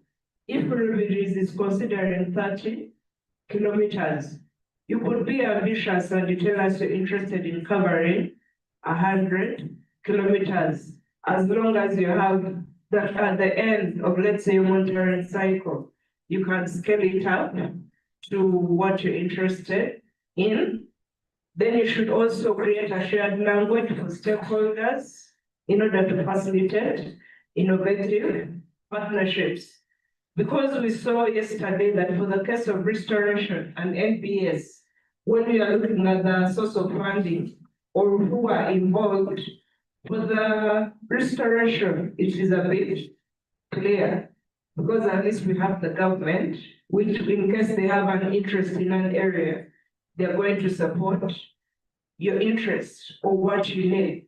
But when it comes to an NbS, it would mean that you're going to start with the society. The question is, will always be, does the society have the means to achieve this? In case it is not possible, how are we going to ensure that we speak a similar language that can give us the funding? Then also, if we look at the donors and financiers, as long as we are using the global standard, which is the benchmark, at least if you're looking at the benchmark, it is going to become very easy for them to assess the risk and then also minimize it. Even if you fail somewhere, at least they already have an idea of the associated risks. And I'm sure in some of the projects that you have also written, they're always asking, what is the risk? Is it low? Is it medium? Or is it high? Once you have identified the extent of the risk, then you're going to ask, what are some of the ways in which you can overcome the risk? When you look at this, then you can also help to improve on the security Then we also look at all the user groups across both the public and private sectors. In addition with the governance structure. Because if you're looking at the global standard, then we are going to look at the stakeholders worldwide. If you sign, let's say, a treaty, or you're part of a convention as Uganda, what is expected from you? When you come from, let's say, from the world, then you're going to come to Uganda. What are the national standards that you're going to look at? And sometimes for easier implementation, the districts are also breaking them down into what is going to be really relevant to them. So if we can also do the same, then it becomes easier for us. So because we find that here, worldwide, we are implementing nature-based solutions because we have seen that they can help us address the different societal challenges. It is only the geography that is different. But you find that sometimes the challenges that we are facing everywhere are all the same. Maybe it will be just that maybe some countries have more money so that their extent of operation might be wide. But however small your scale of operation is, you're also going to create an impact, which is going to be felt. So what are some of the good practices in the implementation of an NbS in Uganda? First of all, you need to conduct a community needs assessment to understand and appreciate the needs and concerns of the community. Once you have done that, then it is going to, you have a starting point. Then you undertake structured stakeholder engagement for joint planning, implementation, and monitoring. Yesterday we heard that we need to educate the people at the grassroots. So those are going to be our stakeholders, are also going to be part of the stakeholders. When we move from the villages, we move to the parishes. From the parishes, we move to the sub-county, to the district, and then we can reach the government. So you find that if we have a representative from each of these levels, then when we are planning, it is going to be very easy. Not coming up with your idea and then you go to the top immediately. Someone is going to ask you again, have you talked to so and so? So it would help for you to start from the top and come to the bottom. For an NbS, it is always going to be bottom and then top. Then you develop an investment plan as a framework for investment. Katara Women's Group, they've invested in the beehives. So and they already know how long is this investment. Every 3 months, we are harvesting. When we harvest, how much money are we getting? And then from that, they can decide to invest back some and then share some of the profits because they are already clear on what is needed for them to continue with their implementation. And then we also need to anchor implementation of the NbS with community-based natural resources user groups. If I'm not using a river, there is no way you can convince me to participate in digging trenches to what? To stop the flow of silt into the river. Because where I'm sitting, I won't see the need of doing that. But once the communities which are directly reliant on the strategy that you're proposing are involved, it is going to become very easy for you to implement that. This I got from somewhere, and they're talking about how we can realize nature-based solutions where we require political, economic, and scientific challenges to be tackled within an area. You have the present situation, the nature-based solution, and then the social economic impact. So you find that here, when you're looking at the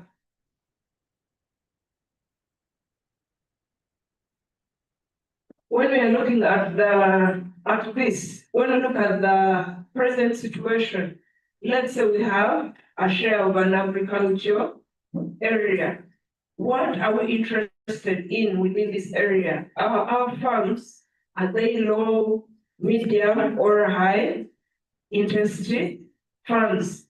So from the nature-based solutions, when we are looking at this, we can see that this is almost at 21%, while the low intensity is at 41% engagement within the nature-based solution.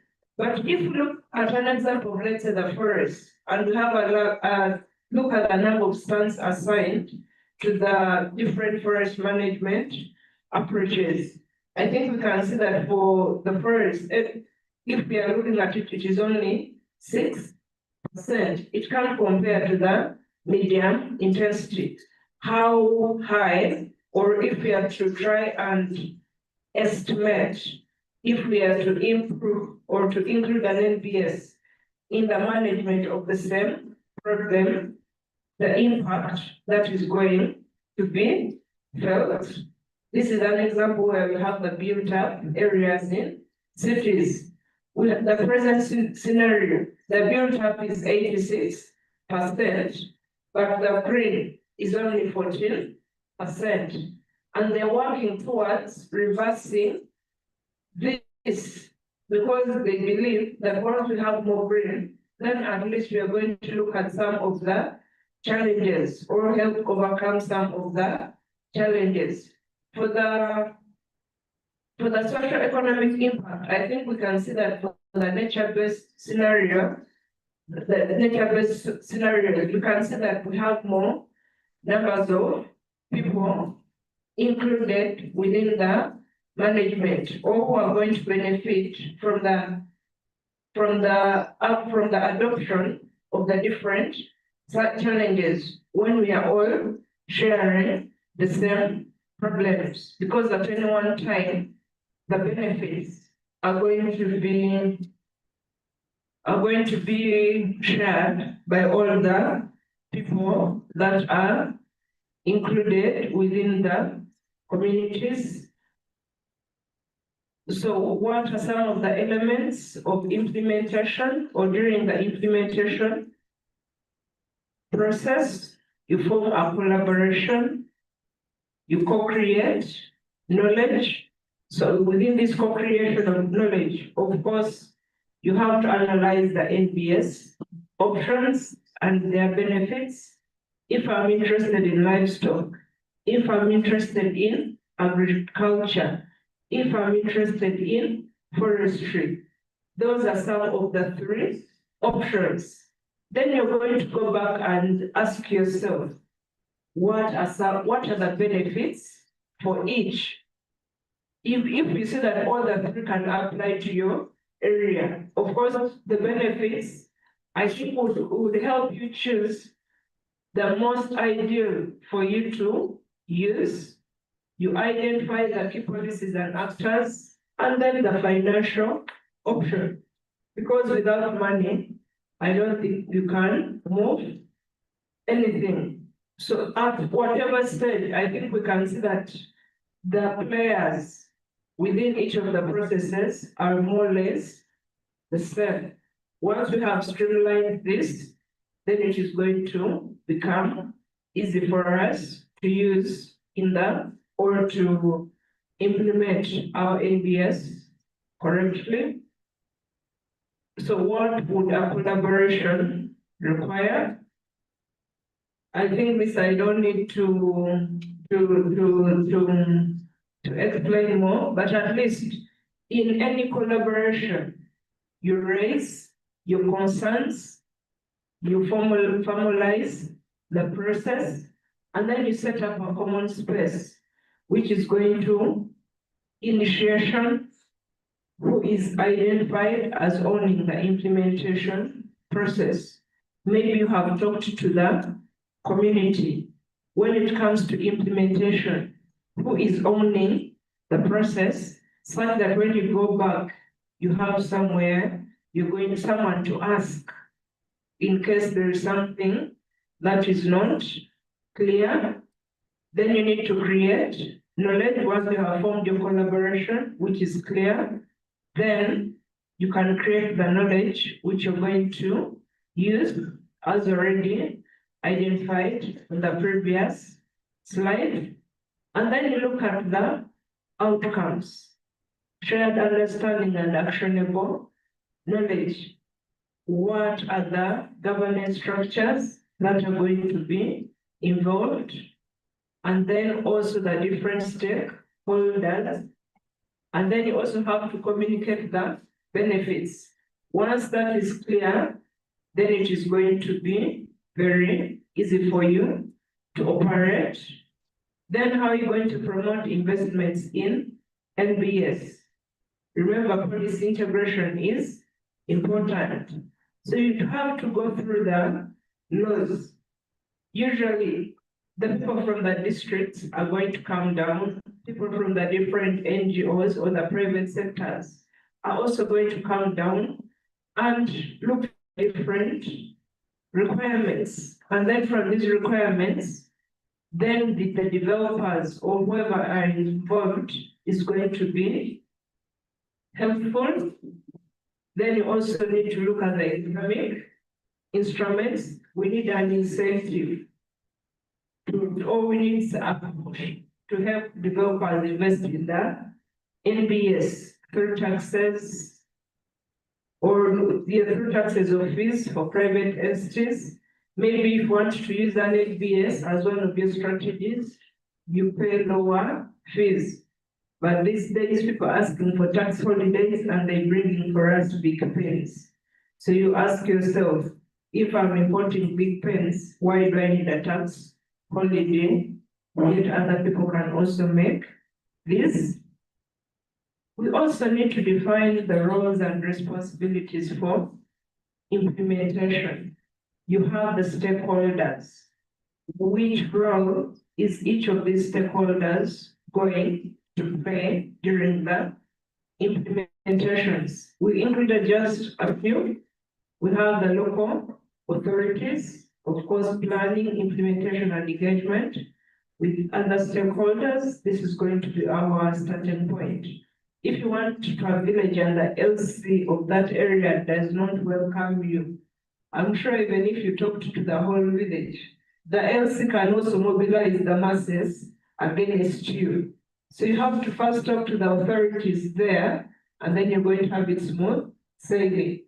If you're going to go there and tell them, for me, I'm this and this, I'm because you're going to come back the way you went. You can also have the private sector, because usually these have the finances. So if you can identify someone in the private sector who is interested in this, then you could engage them, and then they could also be a source of, they could act as a source of financing, or they can guide you on where you can get this financing. And once these are on board, then you at least you're solving part of the problem of financing, because you find that if we look also at the informal sectors, we have the livelihoods, which are going to, let's say, be, which will benefit from this or even to improve. So these ones are also responsible, they're important for the operation and sustainability of your NbS. And then also the NGOs, they could promote your NbS and play an active role in planning and implementation. If you look at most of the environment-based initiatives, we have very many NGOs which are advocating for this. So once you can also collaborate with them, then this is also going to be very helpful. So who is going to fund nature-based projects? Because each component requires money. We say people don't want to invest in this because they are low time. But at least if we know the project time frame, and we can also try to estimate how much money we would need, and then this would also help within the different areas. They could help to look for different sources of funding, which could help at each of the stages. You can get funding, which can put you to another stage. If you're in an urban setting, you can look at the city authorities and then the municipality, because this is where the money is. So once you package your idea well, you can convince them to also fund whatever you're working with. But if it is a capital investment, then you're going to look at the private sectors or NGOs as taking the lead. But once you also have all the district on board, then you can have funding at national and sub-national levels, which could be through ministries, through government institutions. Because I'm sure once an institution is applying for funding, chances of them getting the funding compared to a single individual are usually higher. If you partner with an NGO to request for funding, because they have a profile which is known, then you can based on that profile to hinge on them to help you get a grant which can support the idea that you are interested in.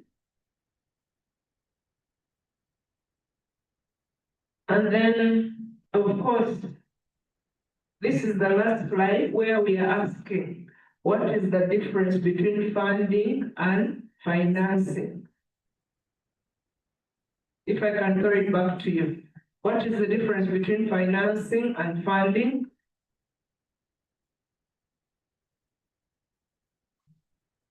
Without reading what is on the slide, what is the difference between financing and funding? We all need money. What is the difference between them? I'm not going to details, but in the financing, the project is financed and you have to pay back. Whereas in the funding, you can have a project and it is directly funded for a purpose, but there is no payback. Thank you. Someone to supplement on that. So if you get financing, you expect it to pay back. Like if you want to, these days they advertise car financing. You're going to get the car, but you still have to pay for what? For that car. So usually sometimes you could get a loan from a bank or a cooperative. So at least you know that you're going to get the initial capital. But once your enterprise has taken off, you're going to pay back, which is different from funding. Funding, you're going to apply for a grant, and then you're going to use that money for a purpose. So what would be required for someone who has received funding? Usually you have to account for the funds. And you find that sometimes if you're not doing this well, that donor is going to pause their funds until you have given suitable accountability, and then they can allow you to continue. So you can either choose to finance your NbS or to apply for a fund to help you run the NbS. So that is all I had prepared for the fund for this investing in NbS. So this is just a definition of what each of them is. A grant fund. Usually a fund will be from different organizations. It could be from the European Union collaborating with the ministries or with the NGOs. So you reach an agreement or you sign a contract and you're going to use this money within a particular period of time. You could also get a loan, depending if you see that the payment plans are conducive, then you can also decide to take on that, depending on where, on let's say from the different engagements that you have had during the planning, you can agree on which direction to take. Because if you have a time frame within which you're going to work, you find that then you can always move different stages to ensure that you get the necessary funding to help you start up your NbS, or even if it is established, you can also decide to scale it up using money from somewhere else. Thank you very much for your attention.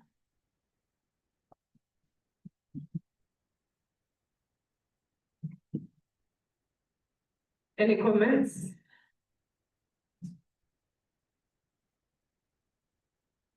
If there are no comments, I'll hand over to the Secretariat.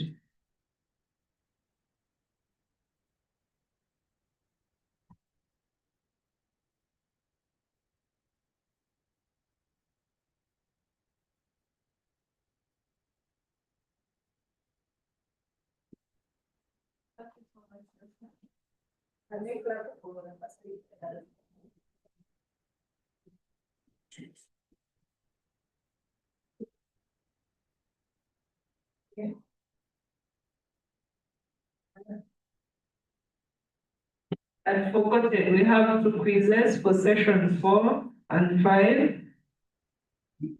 We are going to give these out together at the same time. Maybe we could do them in 10 minutes as we will prepare for the closing ceremony. You can start with whichever you feel is easier for you.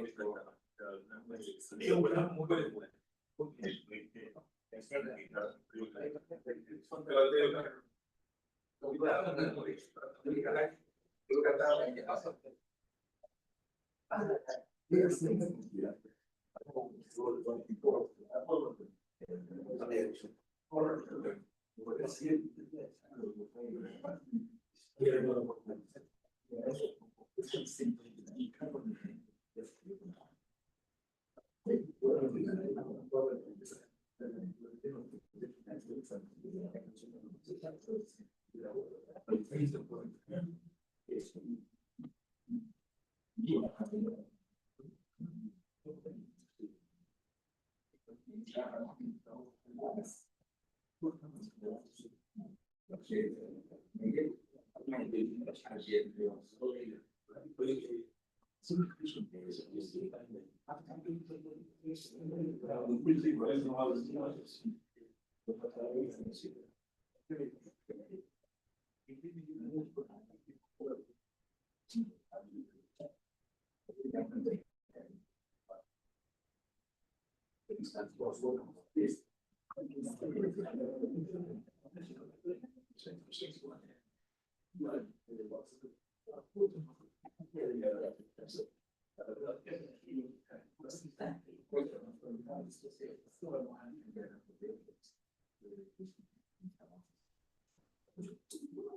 did see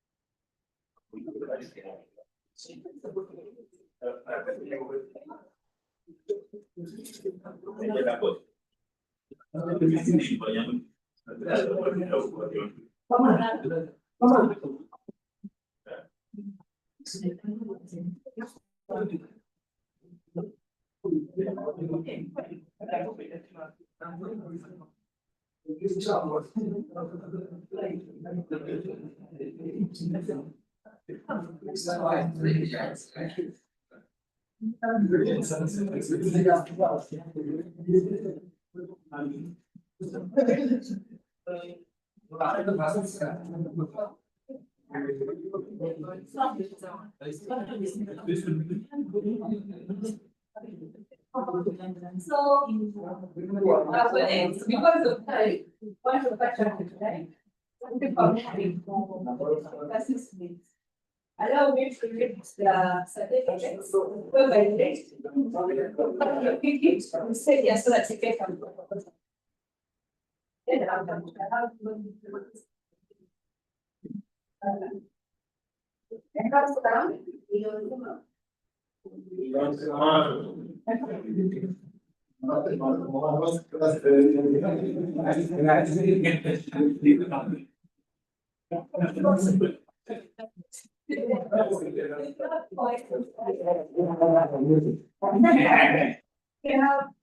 Now it's taking the.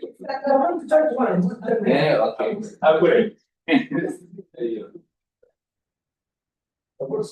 Next is Miss Nicole.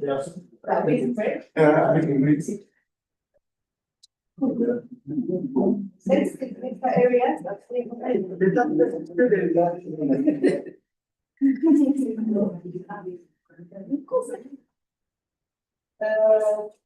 Next is Mr. Isaac. He has.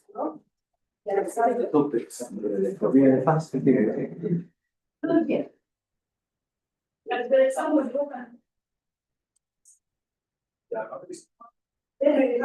also who can speak for Mr. Bernie son. Okay.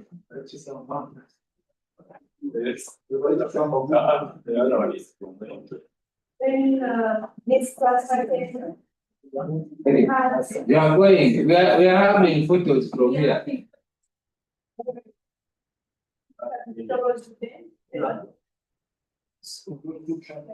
Then we have a woman now. And the next artisan Allen. Those that have learned to the same. You failed. Because you're standing in for somebody else. So as these certificates were printed. It's complete. But they can have them, We also receive what I get is. and they can read them because they represent them.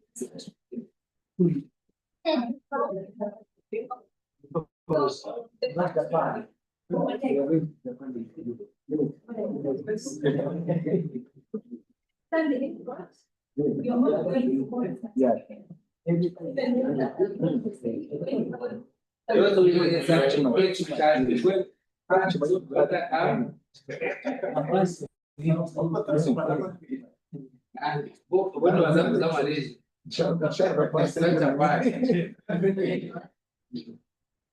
That's what I'm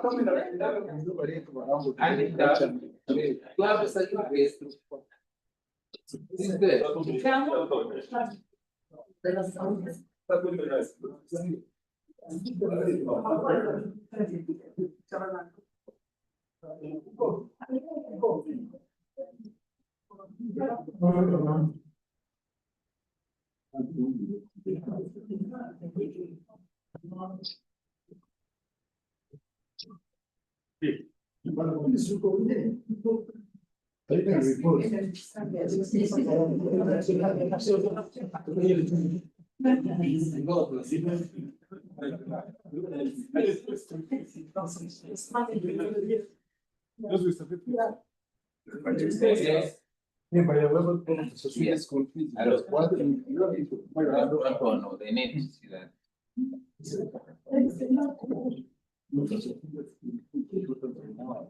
Can I vote for someone else? Yeah, you want to put someone else? Exactly. Nobody gave petition.